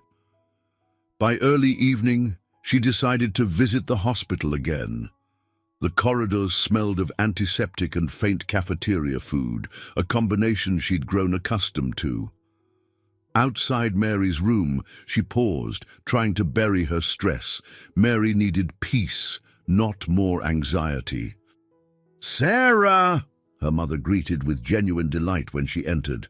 A new nurse was checking Mary's vitals, and the chart showed promising signs. Mary's cheeks were rosier, and she even managed a small wave with her free hand. The doctors said I might be able to go home in a week. That's amazing, Sarah said, leaning down to give her mother a gentle hug. You're really bouncing back. A fleeting sadness tugged at her, recalling the entire reason Mary had even made it this far. James's financial backing. Now that backing was under attack, she forced herself to stay upbeat, chatting with Mary about the hospital's discharge process. In truth, she couldn't wait to have her mother home. Yet the question loomed. How would she manage Mary's continued care if the company forced James to pull the plug on her loan arrangement? Once Mary dozed off, Sarah wandered into a quiet corner of the waiting room, trying to gather her thoughts. She pulled out her phone, contemplating sending a quick text to Emily. But what would she say? Hey, Emily, guess I'm tangled up in corporate intrigue over a philanthropic loan. It sounded absurd. Instead, she stared at her reflection in the dark glass of a window, listening to the hum of distant hospital machinery. She was both the exhausted waitress who would do anything for her mother and a fledgling corporate employee caught in a power struggle far beyond anything she'd anticipated. Returning to the apartment later, Sarah noticed the blinking light on her answering machine, an older device Mary still preferred over voicemail. The message was from the hospital billing department, politely reminding them of the outstanding balance not covered by insurance. Though James had covered the largest portion, there were still additional treatments Mary required. The monthly statements weren't small, and every missed payment threatened the delicate equilibrium they had achieved. A sense of pressure sank heavily on her shoulders. She recognized that the next confrontation, whatever it might be, would test not only her resourcefulness, but also her courage. Before, she'd felt powerless. Now, she realized she had a choice. She could succumb to the fear and let it dictate her future, or she could fight back, forging a stronger path for both herself and her mother. The day after her talk with James, Sarah dove into the outreach program more intensely than ever. She wanted visible proof of her contributions, something no audit could dismiss as frivolous. The pilot sessions were scheduled for that weekend, and she spent hours on the phone confirming volunteer rosters, verifying times with community center directors, and printing last-minute flyers. Friday evening found her in a nearly empty office, finalizing a binder of materials. Diana had already left, and the cleaning staff was vacuuming the corridors. The overhead lights hummed quietly, casting long shadows on the walls. Just as Sarah considered shutting down her computer, she heard footsteps. She glanced up to see James approaching with an approving nod. "Working late, I see." She tried a smile. "I want to make sure everything is perfect for tomorrow. The first sessions start at 2 community centers. If they go well, it might help show that our philanthropic initiatives have real, measurable benefits." James looked around, as if checking to see if anyone else was nearby. Then he took a seat at a neighboring desk. "I appreciate your commitment." His tone was warm, but Sarah noted the fatigue in his eyes, the result of too many battles fought in conference rooms and board meetings lately. "I'm meeting with Thompson again on Monday. He's determined to paint this company, and me, as wasteful. But I have faith in what we're doing." Sarah felt a flicker of pride.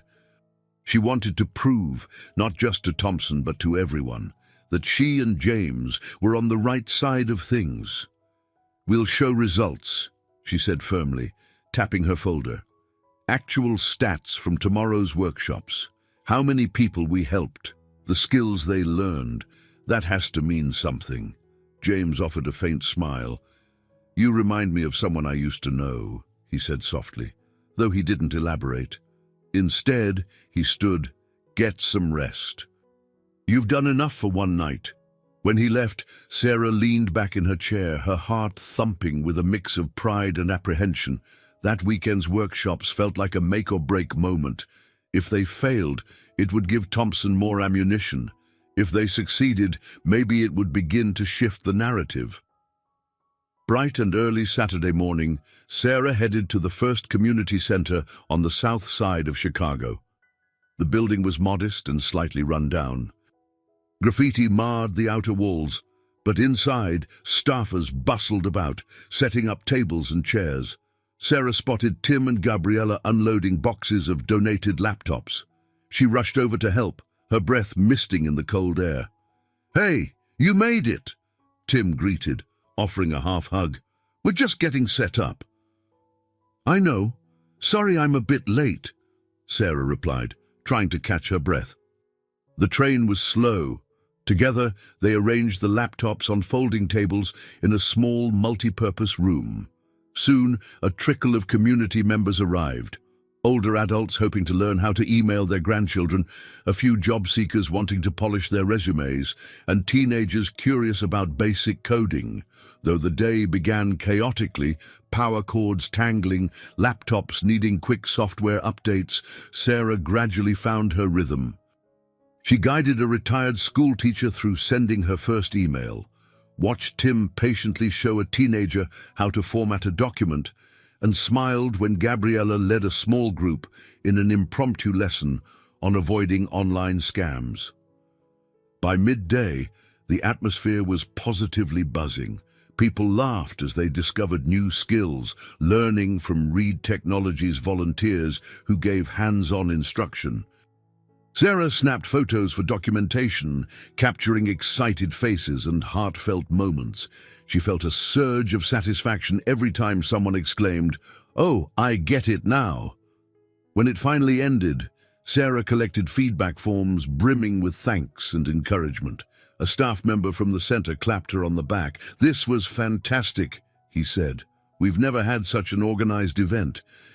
If you ever do more sessions, please let us know." Sarah beamed, exhaustion mingled with triumph. That was exactly the proof she'd hoped to gather. Yet on her way home, riding the train back through the city, doubts crept in. Would Thompson care that real people benefited from this program, or would he dismiss it all as a PR move? Her phone buzzed with an email from the hospital, reminding her of upcoming follow-up appointments for Mary. Another wave of anxiety washed over her. Even with Mary nearly discharged, the costs would continue. She tucked her phone away and stared out the window at the passing cityscape. She couldn't control Thompson's reaction, but she could at least present undeniable evidence. Already, Tim was compiling volunteer surveys. Gabriella had emailed video clips from the day, showing older adults grinning ear to ear while learning to navigate the internet. If that didn't illustrate value, Sarah didn't know what would.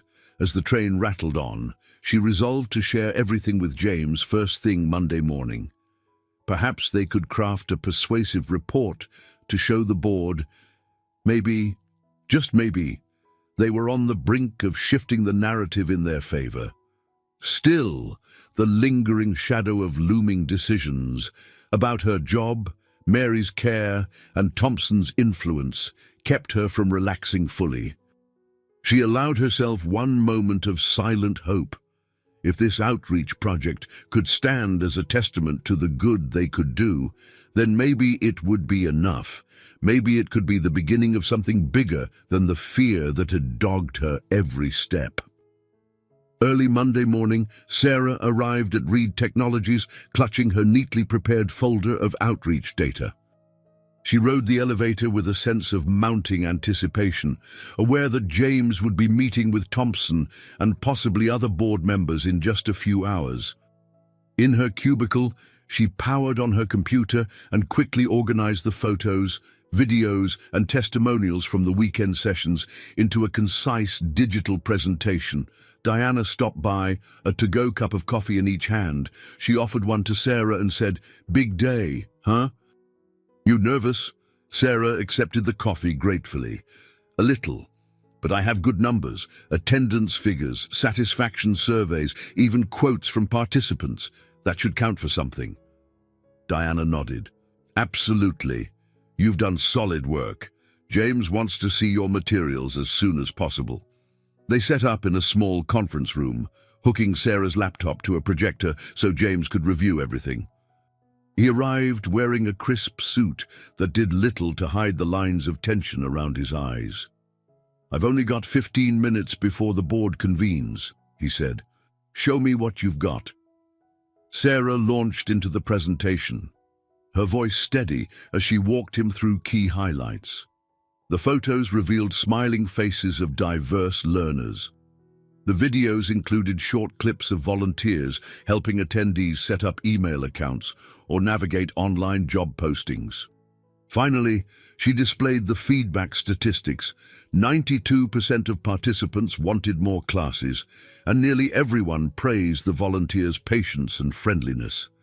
James studied the data intently, occasionally scribbling notes. When she finished, he exhaled. "This is compelling. Hard for even Thompson to argue this is a waste." A cautious optimism lit Sarah's chest. "That's what I'm hoping." He tapped his pen against the table. "I'll present this. It won't dissolve all criticism. Thompson will likely claim we're focusing too much on philanthropy. But it's proof we're delivering community value, which can translate to goodwill for the company in the long run." Despite James's encouraging words, Sarah's nerves flared again. "I just don't want you to get blindsided. Thompson might still bring up my personal situation." James's face hardened. "Let him try. It's a personal loan, not a misuse of company funds. You're working here legitimately, and your role is producing results. That's what the board needs to see." With that, He left to attend the meeting, the presentation materials uploaded to his tablet. Sarah remained behind, her stomach twisting. She checked her phone. A message from the hospital confirmed Mary was set to be released in a couple of days, assuming final tests went well. Relief mingled with fresh concerns about home care costs, but she pushed the worries aside for now. This morning's board meeting took precedence. Hours crawled by. She immersed herself in routine tasks, though her mind churned with thoughts of the boardroom clash likely happening upstairs. Finally, just after lunch, Diana approached her desk, looking both relieved and exasperated. "James wants to see you. Conference room B." Sarah's heart hammered as she made her way down the corridor. The door to conference room B was ajar. Inside, James sat at a long table, flipping through notes. Marcus stood nearby, arms crossed, expression unreadable. "How did it go?" Sarah asked, voice strained. James motioned for her to take a seat. They reviewed the outreach data. Overall, the board seemed impressed, especially with the tangible benefits. A few even suggested we expand the program. Thompson, too, of course, found reasons to nitpick, but he couldn't deny the positive impact. He paused. Then the conversation shifted to my discretionary spending. Sarah swallowed. "Did you talk about the loan for my mom?" James nodded. I explained the situation again, how it was a personal decision financed through my own set-aside. Thompson pressed hard, but he didn't gain much traction. Most board members recognized the difference between corporate funds and my personal philanthropic allowance. A wave of relief washed over Sarah. "So, that's it?" "Not quite." James's voice tightened. "Thompson demanded a formal audit of all philanthropic expenditures from the past 2 years, including the arrangement with you. The board agreed to it, though they assured me it's just to tie up loose ends." Marcus spoke for the first time. "It means they'll be looking deeper, verifying that no lines were crossed. It could get complicated." Sarah's brief optimism waned. "How complicated?" James exchanged a glance with Marcus. "We'll have to provide everything. Your employment contract, your repayment schedule, details on your mother's medical bills, everything. I'm prepared to cooperate, but it might get personal. They could interview you, ask tough questions about your finances and your relationship with me." Sarah felt her cheeks warm. "I don't have anything to hide, but still," Marcus offered a reassuring nod. "Just stay honest. We'll guide you through the process." She sighed, the tension settling again on her shoulders. This was a reprieve, not a victory. Thompson wouldn't let go easily, and the scrutiny might last weeks. Glancing at James, she sensed the weight he carried, defending not just her but the very culture he'd tried to establish at Reed Technologies. James stood, tucking his notes under one arm. "I have another appointment, but remember, we've come too far to back down now. And Sarah, your data on the outreach program was outstanding. Don't let this overshadow what you've accomplished." With that, he exited, and Marcus followed. Left alone in the conference room, Sarah stared at the empty chairs. Part of her was relieved that the board seemed at least partially swayed by the outreach program. Yet the looming audit cast a long shadow. The stage was set for a deeper confrontation, one that might test every alliance she'd built so far. She took a moment to steady her breathing, reminding herself that she'd faced darker times and come out still standing. And so she returned to her desk, gathering her thoughts and her resolve, preparing for whatever the next days and the next challenges would bring. A crisp January wind blasted through the city streets as Sarah stepped off the bus in front of Reed Technologies. The towering glass facade seemed even more imposing against the grey morning sky. Clutching her coat tighter, she inhaled a lungful of cold air and tried to steady her nerves. Today marked the official start of the formal audit Thompson had demanded. And if rumors around the office were true, the auditors were already inside, poring over financial records and philanthropic documents. In the lobby, she spotted Tim scanning his ID at the security turnstiles. He gave her a quick nod. "Morning, Sarah. You ready for this?" She forced a smile. "As ready as I can be. Do you know when they'll want to talk to me?" "Not sure. Rumor is they'll interview folks individually. Might be today, might be tomorrow," he replied, stepping aside to let her pass. "At least you've got all your data sorted. That's more than some of us can say." Sarah managed a small laugh. "Yeah, guess that's one advantage of being so new. Less clutter on my files." But inside, she felt a knot tightening in her stomach. She'd spent half the weekend organizing every piece of correspondence related to her personal loan, the outreach project, and the volunteer events. She had email chains with James, official company memos, receipts for hospital bills, everything. Still, the thought of people sifting through her life, questioning her motives, made her skin crawl. Upstairs, Diana was huddled in conversation with a middle-aged woman in a tailored grey suit, likely one of the auditors. The woman's expression remained impassive as she listened to Diana. Spotting Sarah, Diana raised a hand in greeting, but quickly turned back to her discussion. Sarah continued to her cubicle, where a stack of documents awaited her attention. She'd barely taken a seat when a different auditor appeared at the entrance to her workspace. "Sarah Mitchell?" he asked, voice polite but cool. He was tall and thin, with wire-rimmed glasses and a leather-bound notebook tucked under his arm. "I'm with the auditing team. Could we speak for a few minutes?" Her pulse quickened. "Of course. Is right now okay?" He nodded. "Yes. Please follow me." She rose, smoothing the wrinkles from her blouse, and followed him to a small conference room with nothing but a table and 2 chairs. It felt oddly claustrophobic, the blinds drawn, so the interior was bathed in fluorescent light with no view of the outside. "Have a seat," he said, taking the chair opposite her. He flipped open his notebook and clicked a pen. "My name is Anthony Morgan. This interview is just a standard procedure to understand your role in Reed Technologies and clarify any discretionary spending connected to your employment." Sarah swallowed, reminding herself to remain calm and truthful. "I understand." He began with basic questions: her position, how long she'd been employed, her daily responsibilities. Then, inevitably, he broached the more personal side of things. "According to records, you received financial assistance from James Reed before and during your employment. Can you explain the nature of that arrangement?" She inhaled, choosing her words carefully. "My mother was extremely ill, and I had no way to afford her medical bills. Mr. Reed offered a personal loan, not taken from the company's general accounts, to help cover the cost of the surgery. Afterward, he offered me an administrative position here, which I accepted. I'm currently repaying that loan."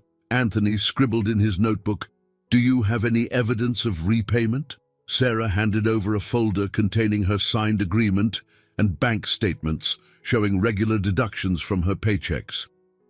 "You'll see the terms and the amounts I'm paying back each month." He flipped through the pages, pausing to study them. "It appears in order. I see no indication this is a direct expense of Reed Technologies. However, I need to verify if there was any pressure on management to hire you or maintain your position."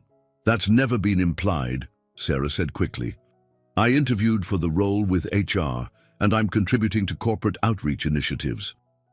I'm not here as a charity case." Anthony nodded, but his expression remained neutral. "Understood. We'll cross-reference all this information with the hiring process logs and Mr. Reed's discretionary fund documentation. Thank you for your cooperation." She left the conference room shaky, but relieved. That could have gone worse, she told herself. Outside, she passed by Emily, who had taken time off her university classes to greet Sarah at the building. Emily squeezed Sarah's arm, offering a silent show of support. Their eyes met, and Emily's sympathetic nod spoke volumes. At lunchtime, Sarah retreated to the cafe, barely touching her sandwich. She couldn't ignore the way employees glanced her way, some sympathetic, others curious. The entire office felt like it was holding its breath. As she sipped her water, Diana joined her with a faint sigh. "How was your interview?" Diana asked. "Not too bad," Sarah replied. "They mostly wanted to see documentation. I showed them everything." "Good. Don't let it rattle you." Diana stirred her coffee pensively. "James is meeting the auditors again this afternoon to confirm the bigger picture, like how he's funding philanthropic programs. Thompson's probably already whispering in their ears, trying to spin it negatively." Sarah frowned at the mention of Thompson. Ever since the audit began, he'd been quieter, almost cordial in the halls, which somehow unnerved her more than his open hostility. She felt as though he was lying in wait for the perfect moment to strike. Despite the tension, she found solace in the knowledge that her mother was due to be discharged soon, one more day, maybe two at most, and Mary would be back in the apartment. That was the real victory, the reason Sarah had taken this leap of faith in the first place. No corporate battle, no boardroom drama could diminish the relief of seeing her mother healthy and independent again. Leaving the cafe, she straightened her shoulders and headed back to her desk. The day was far from over, and she had tasks that needed doing. The next step, facing whatever fallout the auditors might bring, would come soon enough. And though her anxiety lingered, she reminded herself she'd made it this far, and she wasn't about to give up now. That evening, Sarah pushed open the door to her silent apartment. The scent of disinfectant still clung to her jacket from the hospital visits. After tossing her keys onto the small wooden table, she flipped on a lamp, illuminating the tidy living room. Every corner reminded her that Mary wasn't there yet.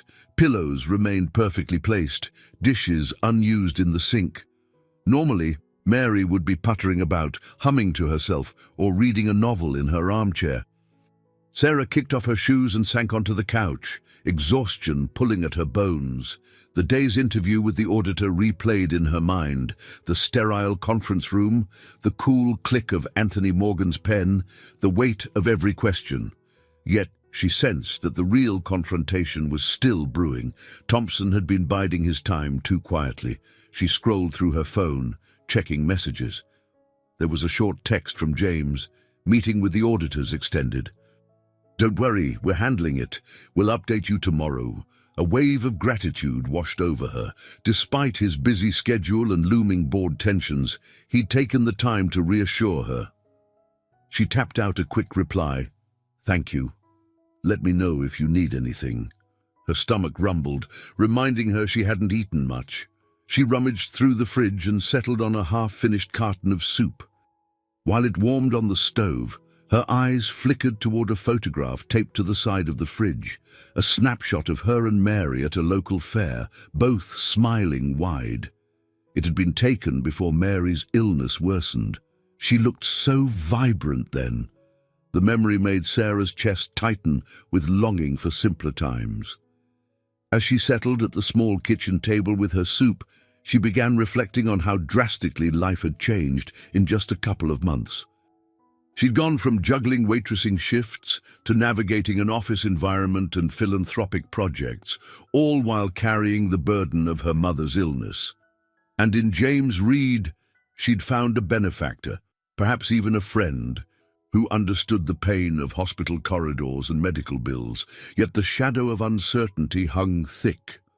Would the audit end with Thompson forcing James to sever their agreement? Could Sarah lose her job, or worse, jeopardize Mary's final stages of recovery?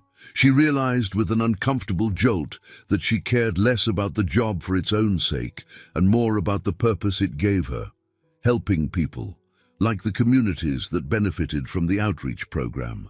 Before this, she'd defined her life by survival. Now, she found herself longing for something more enduring, stability, maybe even genuine happiness. Her thoughts drifted to James's late wife, whom he had mentioned only briefly. Sarah wondered how profound his sense of loss must have been, enough to make him vow never to stand idly by while someone else suffered a similar plight. She suspected that was part of what drove his unwavering kindness toward her. She had never asked him about it directly, not wanting to pry. Still, she felt a tender curiosity about the depth of his scars. A sharp ring broke the quiet. Sarah nearly jumped, rushing to her phone. The hospital was calling, heart pounding, she answered. The nurse on the line explained that Mary's final tests had come back clear. She could be discharged the following morning if no complications arose overnight. Sarah felt tears prick her eyes. At last, some good news amidst the chaos. Relief and excitement carried her to bed that night. She slept fitfully, dreams peppered with images of conference rooms, spreadsheets, and Thompson's piercing glare. In one half-remembered scene, she saw Mary at home, healthy and laughing, only for the apartment to dissolve into the stark, fluorescent-lit boardroom where James stood, arms folded, defending her from an invisible adversary. Morning arrived with a pale winter sun streaming through the curtains. Sarah got dressed faster than usual, buoyed by the knowledge that she'd likely bring Mary home after work. On the bus ride to the office, she scrolled through her text messages again, smiling when she saw one from Emily. "So happy Mary's coming home. Let me know if you need help setting things up." The moment Sarah walked into Reed Technologies, however, the subdued tension reminded her that her personal joy didn't negate the growing storm within these walls. She found an email waiting in her inbox, an invitation to another meeting with the auditors that afternoon. So that was it, round 2.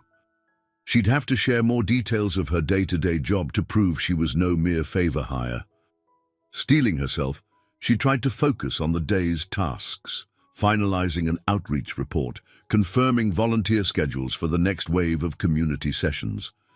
Each email she sent, each note she typed, felt like one more stitch weaving her further into the company's fabric, proving she truly belonged. No matter how daunting the path ahead, Sarah reminded herself that Mary was on the brink of returning home. That victory was monumental enough to make any corporate battle seem smaller by comparison. Yet the sense of a looming finale lingered, as if she stood on a precipice. The moment of truth, when the audit concluded and Thompson revealed his final move, felt closer than ever. By mid-afternoon, Sarah had made it through the second interview with Anthony Morgan, the auditor. He'd asked more detailed questions about her work responsibilities, specifically how they compared to other employees in similar roles. She provided examples of her outreach coordination, her administrative tasks under Diana, and even the occasional event planning for the internal team. Despite her nerves, she found that once she started talking about her duties, she felt unexpectedly confident. She believed in the value she brought. Walking out of the makeshift auditing office, Sarah paused by a tall window overlooking the city. Snow flurries danced along the skyline, swirling around the glass towers. The day's tension coiled in her chest, but she drew in a slow breath. She realized she wasn't the same frightened young woman who had begged for a stranger's help in a hospital lobby. That memory still made her ache with vulnerability, but now she saw how it had led her here, to a position of growing self-assurance. Her phone vibrated with a message from the hospital. "We're preparing Mary for discharge. Please come at your earliest convenience." A broad grin swept across her face. Finally, Mary would step out of that sterile environment and return to the warm, if modest, comfort of their apartment. She hurried to Diana's office to inform her. Diana was in the midst of drafting a press release, but looked up with genuine pleasure at the news. "That's wonderful," she said. "Go, take the rest of the afternoon. We'll handle anything urgent." Touched by Diana's understanding, Sarah thanked her. She gathered her things and rushed outside, heart pounding in anticipation. The cold wind stung her cheeks, but she barely noticed. There was a sense of joy buoying her steps as she hailed a cab to the hospital. Mary was sitting on the edge of the bed when Sarah entered the room, carefully folding a sweater into a small overnight bag. Her face lit up at the sight of her daughter. "They finally said I'm free to go," Mary teased softly. "Let's hope they don't change their minds," Sarah laughed, relief brimming in her voice. "Come on, let's get you home." She helped Mary sign the last of the discharge papers, and a nurse wheeled her down to the lobby. It felt surreal to see Mary breathe the crisp outdoor air again. They took a taxi home, with Mary gazing out the window at the familiar city streets. She spoke in quiet wonder, as though she'd been gone for years, rather than weeks. Arriving at the apartment, Sarah guided her mother inside and fussed over the pillows on the couch. "Sit here, Mom. Do you need tea, water, a blanket?"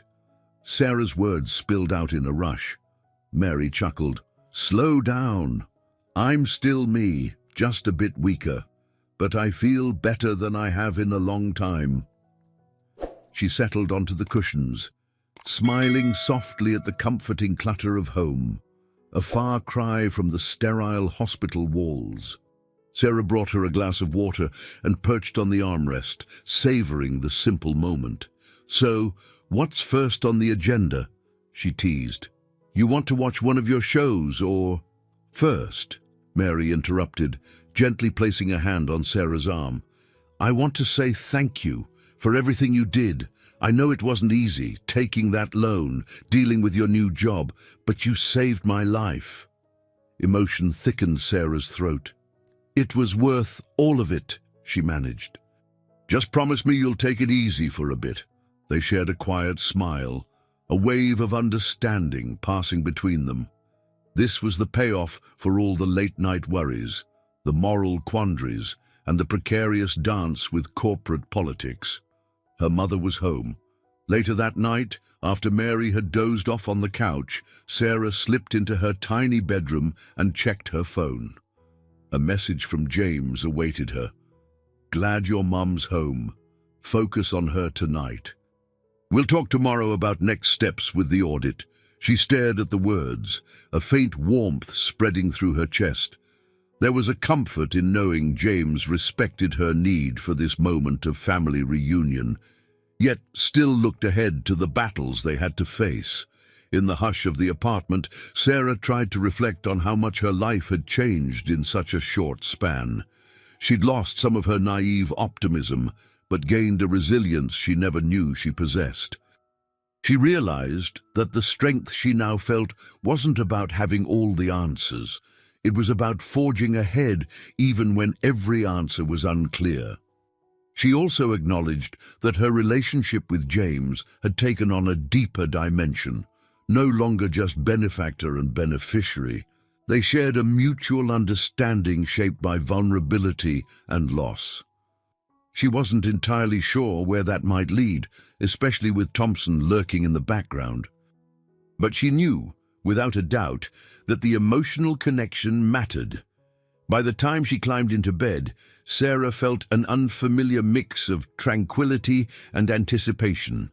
Mary was safe at home. The next wave of the audit loomed, and Thompson was still a threat. But in this moment, in the hush of the evening, she allowed herself to feel genuinely hopeful for her mother's health, for her own evolving future, and for the possibility that compassion and perseverance could triumph over cynicism. Morning light filtered through the living room window, casting a soft glow on Mary, who was already awake and flipping through a newspaper with mild curiosity. Sarah had woken early to prepare breakfast, scrambled eggs and toast that Mary insisted she could handle on her own, though Sarah fussed over her anyway. "You act like I'm made of glass," Mary teased, but her grateful smile betrayed her appreciation for the care. Sarah laughed, setting a cup of tea on the side table. "Just want to make sure you're not overdoing it. Doctor's orders, remember?" Mary took a careful sip, then fixed her daughter with a knowing gaze. "You've been through a lot. Don't think I haven't noticed the weight on your shoulders these past few weeks." Sarah shrugged, avoiding her mother's eyes. "Work's been intense. That audit is still going on, and Thompson's not happy." Mary reached out to pat Sarah's hand. "Don't let him scare you. And don't forget, I'm feeling better now. Whatever happens with that job, we'll figure it out." Though she admired Mary's optimism, Sarah also knew the reality. They still owed a significant debt, and she didn't want them slipping back into the financial desperation they'd worked so hard to escape. "I appreciate that," she said quietly, giving her mother's hand a reassuring squeeze. "But I'm not giving up easily." Not long after breakfast, Sarah headed to the office. She had arranged for Emily to come by later and keep Mary company, ensuring she'd have help if she needed anything. The January sky was a slate of white clouds, threatening more snow. Sarah's heart pounded with a mixture of dread and resolve as she entered Reed Technologies. On her desk lay a memo inviting her to a preliminary audit findings meeting in the late afternoon. The wording was formal and succinct. She scanned the list of attendees: James, Thompson, several board members, and the audit team leads. A chill traveled down her spine. So this was it, the confrontation that could determine her fate. As she worked through the morning, the office seemed subdued, employees murmuring about the impending meeting. Tim stopped by with a nervous grin. Everyone's on edge. Even people who have nothing to do with philanthropy feel the tension. Sarah smoothed out a stack of outreach program pamphlets. "Hopefully, we can show them we're doing good work." She pointed to a chart on her screen showing the positive feedback from another round of computer literacy sessions. "This is real impact." He nodded. "And that's exactly what you should highlight if they question you again. Show them you're not just here on a favor." By noon, Sarah felt her nerves fraying. She took her laptop into a quiet corner of the cafe and drafted a short presentation summarizing recent outreach milestones. If she was called upon to speak, she wanted to be prepared. Factual data, heartfelt testimonials, anything to prove her merit beyond the personal loan that had brought her into James's orbit. Around 2 o'clock, Diana approached with a solemn expression. "The meeting's at 4. James asked if you'd like to be there to address any questions directly." She paused, eyes flicking to Sarah's face. "He also said it's up to you. If you're not comfortable, you don't have to go." Sarah inhaled, remembering Mary's words that morning about not letting fear dominate her life. "I'll be there. I want them to hear what we've achieved in the outreach program." Diana nodded approvingly. "Good. I think that's the right call." Time crawled until the clock struck 4. Sarah joined a small group shuffling into the spacious boardroom, tall windows overlooking the city, a large oval table flanked by leather chairs. Thompson was already seated, his expression impassive. Several board members murmured greetings. At the head of the table, James arranged his notes, giving Sarah a brief nod when she entered. She took a seat near the end of the table, laptop at the ready. Anthony Morgan and another auditor, a stern-looking woman named Elaine, began distributing thick packets labeled preliminary findings. Anthony cleared his throat. "We've completed an extensive review of discretionary funds, philanthropic spending, and personnel files. This is not our final report, but a summary of areas that require further clarification or potential remediation." Sarah's heart pounded so loudly she wondered if others could hear it. This was the moment that would either validate James's decisions or cast suspicion on them. She clasped her hands under the table, determined to keep her composure. The discussion began with a breakdown of philanthropic budgets, a litany of spreadsheets and allocations. James calmly explained each program, referencing charts and documents. Anthony and Elaine probed. asking pointed questions. Thompson occasionally chimed in with a skeptical remark about return on investment, but the board mostly kept an open mind. At last, the focus turned to the single item Sarah knew was coming, the personal loan and the nature of her employment. She felt all eyes shift in her direction. James invited her to present her outreach data, giving her a small gesture of encouragement. Her mouth went dry, but she swallowed once and launched into a concise overview. She showed slides of successful workshops, participant testimonials, and performance metrics that illustrated the program's growing impact. Her voice trembled slightly at first, but steadied as she spoke passionately about the people they'd helped. When she finished, there was a momentary hush in the room. Sarah's heart thumped, awaiting Thompson's objection or the auditor's critiques. This was it. She had laid bare her efforts and her worth. Whatever happened next could reshape everything she'd fought for. A tense pause lingered in the boardroom after Sarah finished her presentation. She shut her laptop, discreetly wiping her clammy palms on her skirt. Her breath caught as she looked around the table. The board members exchanged glances. Thompson's face remained stony, while James waited patiently, arms folded. Anthony Morgan, the lead auditor, cleared his throat. These outreach initiatives do appear to generate substantial community goodwill. The documentation provided is thorough, and our interviews confirm that Ms. Mitchell's role is legitimate. He glanced down at his notes. We find no direct evidence that Mr. Reed misused corporate funds for personal reasons in this particular instance. Sarah's pulse raced with relief. A part of her wanted to leap from her seat, but she forced herself to remain composed. She glanced briefly at James, who acknowledged her with a small nod. His eyes gleamed with quiet pride. Thompson, however, was not done. He tapped his fingers on the table, exhaling heavily. Yes, well, he began in a flat tone. While it may not be a clear misuse, the optics are still questionable. Mr. Reed made a large personal loan to an employee he hired shortly afterward. His gaze swept towards Sarah, icy and dismissive, before returning to James. This sets a dangerous precedent, if not a legal one. James's jaw clenched. I believe I've explained the extenuating circumstances. Sarah's mother was dying. I chose to help out of personal conviction, and her job offer was based on merit. The outreach program's success speaks for itself. One of the board members, a distinguished woman with silver hair, leaned forward. Let's keep to facts, gentlemen. The auditors say they found no irregularities. We should focus on the broader strategy, how philanthropic acts align with Reed Technologies' mission and long-term goals. She turned to Sarah, offering a smile.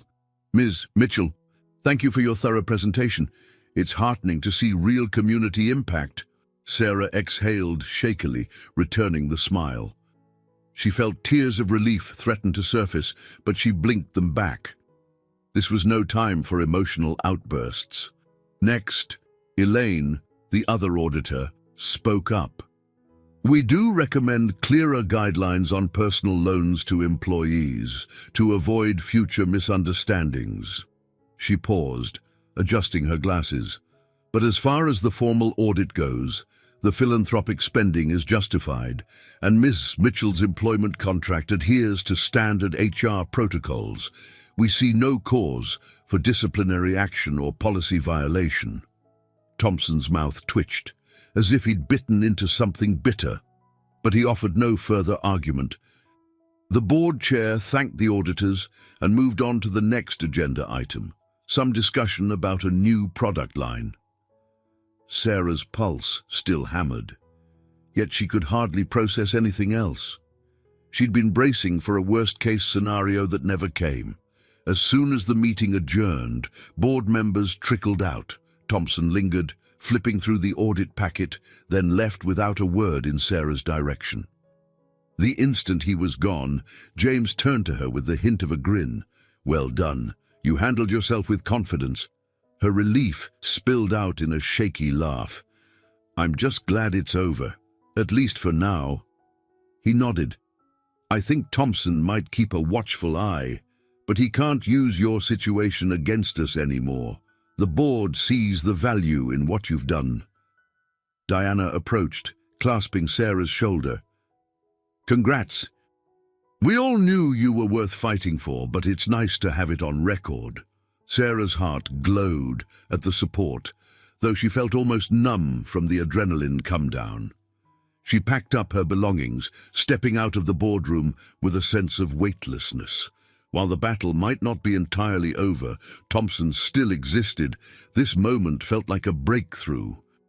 Later that evening, after she'd left the office, she made her way home, stopping by a grocery store to pick up a few items. She selected fresh produce, ingredients for a hearty soup, and some flowers for Mary. Though she was still paying off the loan, she had enough saved for small comforts. One step at a time, she thought, placing a bouquet of daisies in her basket. At the apartment, Mary was propped up on the couch, reading. She looked up, concern immediately etched on her face. How did it go? Sarah set the groceries aside and sat down, exhaling in relief. She recounted the entire ordeal, the boardroom tensions, the auditor's conclusions, and Thompson's scowl. When she got to the part about the auditors finding no policy violations, Mary clasped her hands in gratitude. "My God, I'm so proud of you," Mary said quietly, her eyes glistening. "Not just for standing your ground, but for proving to everyone that your place there is well-deserved." Sarah smiled, feeling a wave of warmth. It was terrifying, honestly. But now we know the company recognizes the outreach program and my role in it. Thompson lost this round. Mary sighed, leaning back against the cushions. "You deserve a break, honey. You've been carrying the weight of everything for months." A gentle knock sounded at the door, interrupting them. Sarah stood puzzled and opened it to find James standing in the hallway, a slight smile on his face. "I hope I'm not intruding," he began, holding up a takeout bag. "I realized I hadn't eaten, and I recalled you mentioning you liked this Thai place downtown. Thought you might appreciate a small celebration." Sarah blinked, a little taken aback. Inviting a CEO friend, if that's what James was, to her modest apartment felt surreal. But Mary, overhearing, called out, "Come in, James, you're always welcome." With a warm chuckle, James stepped inside, glancing around. Sarah hurriedly cleared a space on the small coffee table for the food. He greeted Mary politely, asking about her health. Mary thanked him again for his role in her recovery, and a brief look of gentle sadness crossed James's features, reminding Sarah of the personal tragedy he carried. They settled in, the aroma of spicy basil chicken filling the living room. While they ate, the conversation flowed easily, from office gossip about Tim's enthusiastic volunteer work to Mary's progress in physical therapy. For a moment, they were just three people sharing a simple meal, no audits or corporate battles overshadowing them. Yet, as the evening wore on, the air shifted. James mentioned the memory of waiting in hospitals for his wife's test results, how lonely and helpless he'd felt. Mary listened attentively, offering words of empathy. Sarah's chest tightened at the raw pain in James's voice. This stoic man who had held so much inside for so long, by the time the takeout containers were mostly empty, a sense of catharsis lingered in the room, mingled with the tangy scent of lemongrass. Sarah stacked the boxes and set them aside for disposal. She caught James's gaze and offered a small, understanding smile. He returned it with a faint nod of gratitude. Eventually, James stood to leave, saying he had an early meeting the next day. As he walked to the door, Mary murmured, "Thank you again, Mr. Reed. You saved my life and gave my daughter a chance to shine." James paused, looking momentarily emotional. "I'm just glad you're both all right," he said quietly, before stepping out into the night. Closing the door behind him, Sarah lingered in the hallway, her mind filled with conflicting emotions: relief at the audit's resolution, empathy for James's hidden grief, and a dawning realization that her life had irreversibly changed. She returned to the living room, finding Mary blinking sleepily. She helped her mother to bed, tidied the kitchen, and finally collapsed onto the couch. Her phone buzzed with a simple text from James. "Thank you for dinner. I feel lighter tonight." Sarah smiled softly, replying with a quick, "So do I." The initial crisis had passed, the confrontation in the boardroom settling in their favor, and Mary was home, growing stronger by the day. Yet Sarah sensed that the greatest transformations in both her heart and James's were still unfolding. Despite the darkness they had faced, a new chapter beckoned, filled with the promise of hope, and perhaps something more that neither of them had dared to name. A bright shaft of sunlight warmed Sarah's apartment the next morning, revealing the dust motes swirling above the coffee table. Mary was still asleep in her bedroom, recovering strength day by day. Sarah moved quietly through the living room, straightening blankets and tidying up.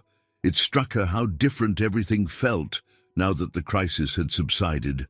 There was a hush of peace that both soothed and unsettled her, as if she'd grown used to living in constant alarm. She left a note for Mary, promising to pick up groceries on her way home, then slipped out the door. On the stoop, she paused for a second, breathing in the crisp winter air. The city hummed as usual, cars rumbling by, a bus screeching to a halt at the corner and neighbors rushing off to their own obligations. She walked down the sidewalk with a renewed sense of appreciation for these little everyday details, the very things she had hardly noticed during her whirlwind of hospital visits and corporate audits. When she arrived at Reed Technologies, Tim greeted her with a relieved smile. "It's nice to have the audit behind us, isn't it?" he asked, falling into step beside her as they headed for the elevator. She nodded. "I can finally focus on work without that dark cloud over my head." She thought back to the board meeting, the tension, and the final statements from the auditors. The memories still sent a ripple through her. "So, any new gossip?" she teased, trying to lighten the mood. Tim shook his head. "Things are surprisingly calm. Thompson hasn't made a peep since the meeting. Guess he's licking his wounds." Sarah couldn't deny the small surge of satisfaction at that.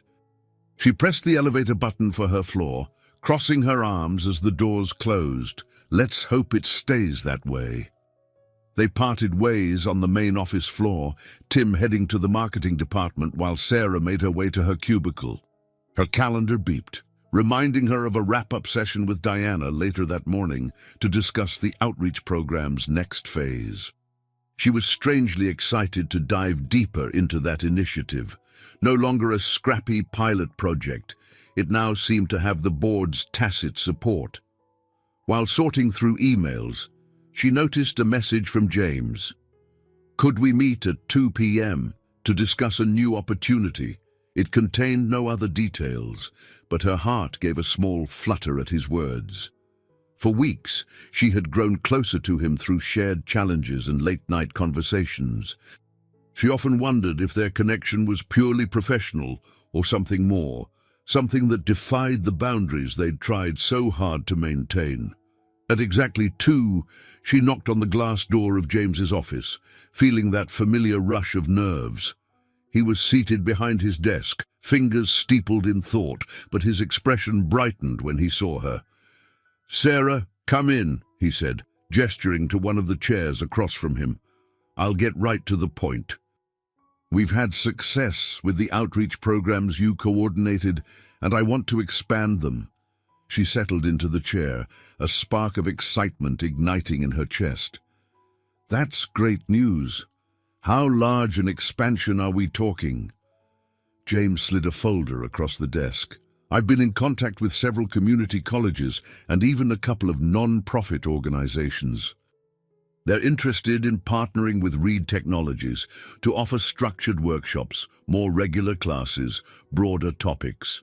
We're looking at digital literacy, coding basics, resume building software, the works. Flipping through the folder, Sarah noted the potential sites, funding estimates, and timelines. It was ambitious, far more extensive than anything she'd handled so far. Yet, she felt a surge of determination. "This is incredible," she murmured. He studied her face. "I want you to oversee it," he said firmly. "Not just the day-to-day scheduling, but the strategic direction. You've proven you can handle the complexity." Her breath caught. This was a step up from her administrative role, a big leap, in fact. Excitement warred with caution in her mind. "That's a lot of responsibility." He nodded. "It is, but I trust you. And it's not just about trust. Your performance, your empathy, your ability to rally volunteers. You've shown a real knack for this. I'd like to give you the resources and authority to take it further." Sarah's cheeks warmed under the intensity of his gaze. "I'd be honored," she said quietly, her hands fiddling with the edge of the folder. She couldn't ignore the way her heart pounded at this vote of confidence from James, layered as it was with the unspoken bond they'd formed. He leaned back, folding his arms. "We'll draw up a more formal role for you. Community Outreach Coordinator. It comes with a salary increase and a chance to build your own small team. You'd still answer to Diana in corporate communications, but you'd have a lot of freedom." She took in the weight of his words. A few months ago, she was a waitress hustling to pay bills. Now, she was on the brink of leading a major initiative at a tech giant. Pride and a tinge of disbelief rippled through her. "I'll do my best," she promised. "I want to make a real difference for people like me or my mom, who could have used better opportunities." He smiled, a gentle warmth that reached his eyes. "I know you will. And Sarah, I'm proud of you." She swallowed, nodding, unsure of how to respond to his quiet sincerity. After a moment, she thanked him and rose, carefully clutching the folder to her chest. As she left his office, she felt a surging sense of possibility for both her future at Reed Technologies and her changing relationship with James. She wondered what new doors this opportunity might open, for her, for the communities they served, and perhaps for the unspoken feelings that lingered just beneath the surface of their interactions. That evening, Sarah returned home to find Mary seated at the small dining table, sorting through a box of old photographs. The overhead light revealed a wistful smile on her mother's face. It had been a long time since Sarah had seen Mary take out these pictures, snapshots of birthday parties, long ago family gatherings, and the everyday memories that life often tucks away in cardboard boxes. Mary glanced up, beckoning Sarah closer. "I was feeling nostalgic," she explained, "reminded me of how quickly life can change." Sarah slipped off her coat and set it on a chair, moving to stand behind Mary. Her gaze fell on an old photo of herself at age 6, holding a balloon and grinning wide. Her father, an elusive figure she barely remembered, stood beside her, wearing an awkward smile. Mary's face was bright and hopeful, then free from the lines that marked years of hardship. Seeing those images tugged at Sarah's heart. "We've come a long way," she said quietly, pressing a hand to her mother's shoulder. "I got a new position at work," she added, changing the subject before the sadness in the photo could overwhelm her. "They want me to coordinate the expanded outreach projects." Mary's eyes lit with genuine pride. "That's wonderful, honey. You've always been so empathetic. I knew that side of you would shine once you got the chance." Sarah settled into a chair, recounting James's proposal and the responsibilities involved. Mary listened intently, nodding encouragement at every turn. "I'm scared," Sarah admitted at last, "but also excited. I just never pictured myself in a corporate role like this." Mary reached out and clasped Sarah's hand. Sometimes, the path we set out on isn't the path we stay on. You were meant for more than you realized. They spent the rest of the evening cleaning up the photos, occasionally laughing at outdated hairstyles and questionable fashion choices. When they finished, Mary retired early, still needing extra rest. Sarah watched her slip away to the bedroom, grateful beyond measure that her mother was here, able to sort old photos and dream about tomorrow's tasks instead of another hospital procedure. After Mary's door clicked shut, Sarah tidied the small living area, then retrieved her phone to check messages. A text from Emily asked for updates on Mary's health and office gossip. Another from Tim teased her about becoming the new star of Reed Tech. She smiled at the friendly banter. Then she saw a brief note from James. "How's your mom doing tonight? Let me know if either of you needs anything." She typed a short reply. "She's good, sorting old photos. Thank you for asking." Her finger hovered over the send button, a swirl of emotions dancing through her mind. Eventually, she added a second message. "And thank you for believing in me." She pressed send, a small flutter in her stomach, then pushed herself to prepare for bed. Lying under the covers, Sarah found sleep elusive as she mulled over how drastically her life had shifted. That swirl of fear and optimism had become almost routine. She felt a quiet gratitude that she no longer had to battle alone. Her circle, Mary, Emily, Diana, Tim, and James, formed a tapestry of support she never would have imagined months ago. When morning came, Sarah rose to the smell of coffee brewing. Mary, evidently feeling stronger, had taken the initiative to start a pot. They sat at the table, sipping their mugs in a cozy silence until Mary finally spoke. "I've been thinking about volunteer work," she said. "Maybe not right away, but once I'm fully recovered, I want to help people the way James helped us. Whether that's tutoring or reading to folks in hospitals, I need to pay this forward." Sarah's heart swelled. "I love that idea, and I know some of the community centers I work with could use an extra hand. Just don't push yourself too hard too soon." Mary nodded. "I'll be careful, but I refuse to waste the second chance I've been given." That line stuck with Sarah for the rest of the morning, echoing in her thoughts as she rode the bus downtown. She, too, felt the need to fully embrace this second chance, this new job, a stable life, and the possibility of forging meaningful connections. As she approached the sleek glass doors of Reed Technologies, she found herself walking with a lighter step, a sense of quiet purpose guiding her forward.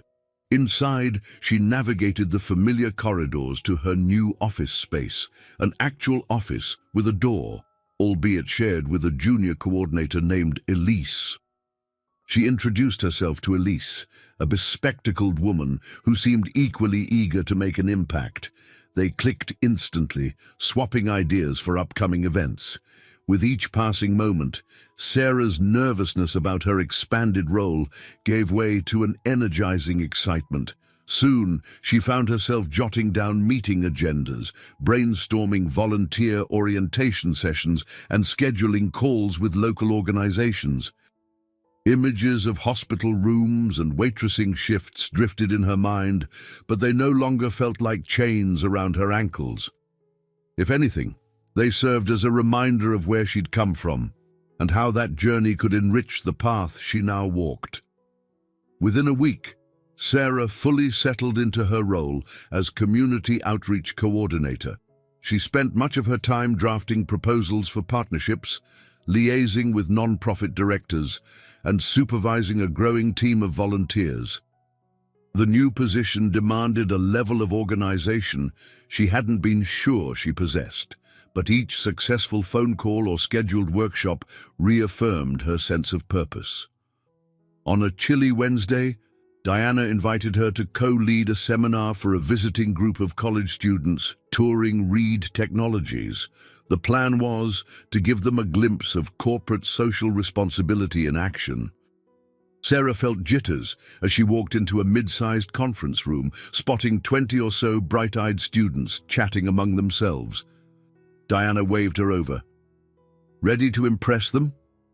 Diana teased in a low voice. Sarah exhaled. "We'll see. I'm used to talking with volunteers and community centers, not college students about to enter the workforce." Diana smiled. "You'll be fine. Just speak from the heart." The presentation began with Diana explaining Reed Technologies' mission, then segueing into their philanthropic initiatives. When it was Sarah's turn, she stepped forward, steadying herself. She spoke about the outreach program's humble beginnings, how volunteers ran basic computer classes in underfunded neighborhoods, and how those small gestures grew into structured workshops transforming lives. She even offered a personal anecdote, without divulging the full story, about how healthcare costs and a chance encounter led her to discover the power of community support. As she concluded, the students applauded. A few raised their hands with questions ranging from "How can we volunteer?" to "Does Reed Tech hire interns for community outreach?" Sarah answered each query, her confidence blossoming. The spark in the students' eyes reminded her of what it felt like to dream of a brighter future, unconstrained by fear. After the seminar, several students lined up to thank her. A young woman with curly hair said, "I never knew tech companies could be so involved in social projects.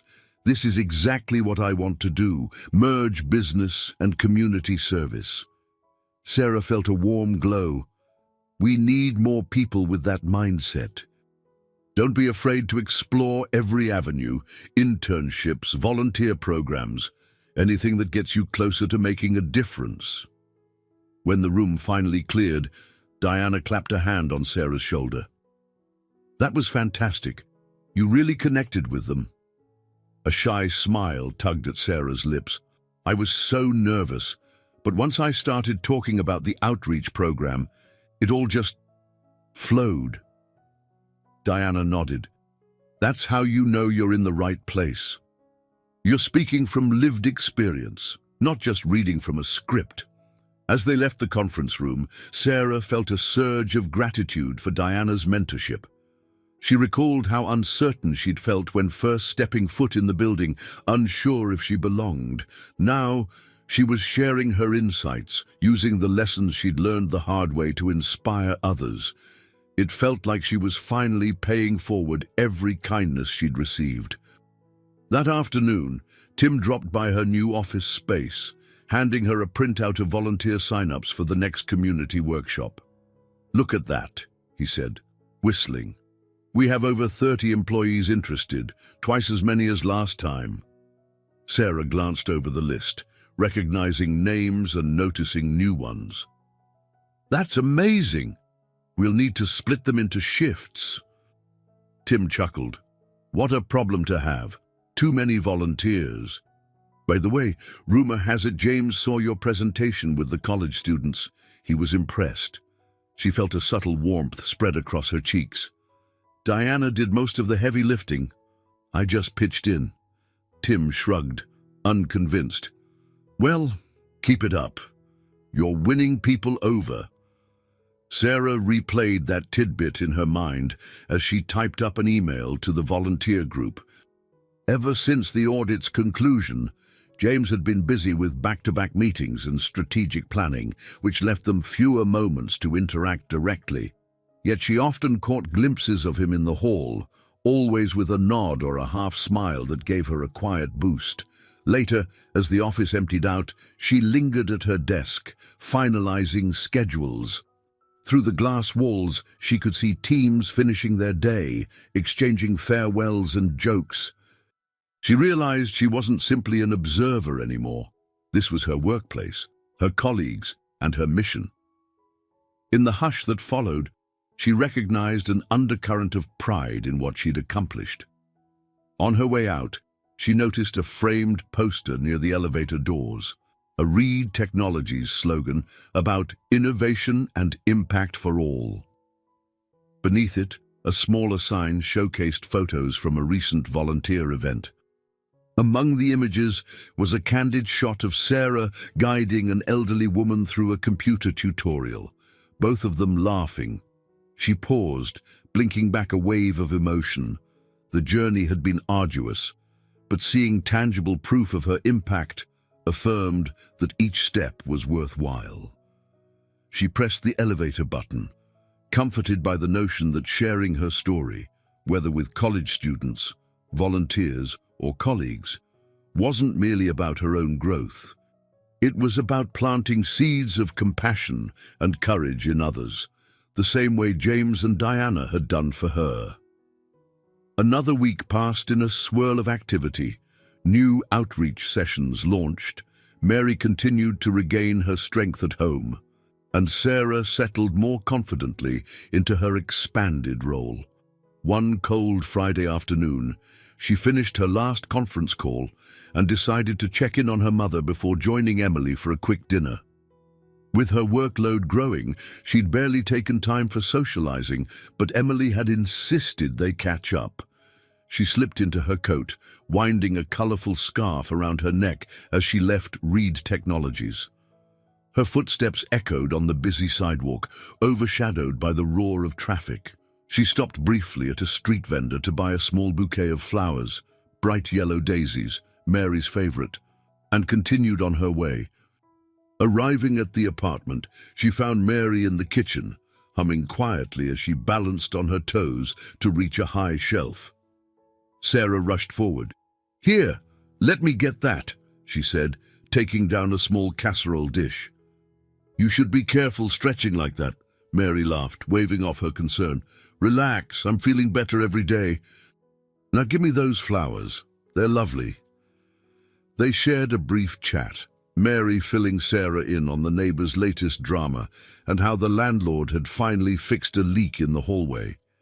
Sarah recounted her newest partnership with a local after-school program, describing the potential to help teenagers learn coding fundamentals.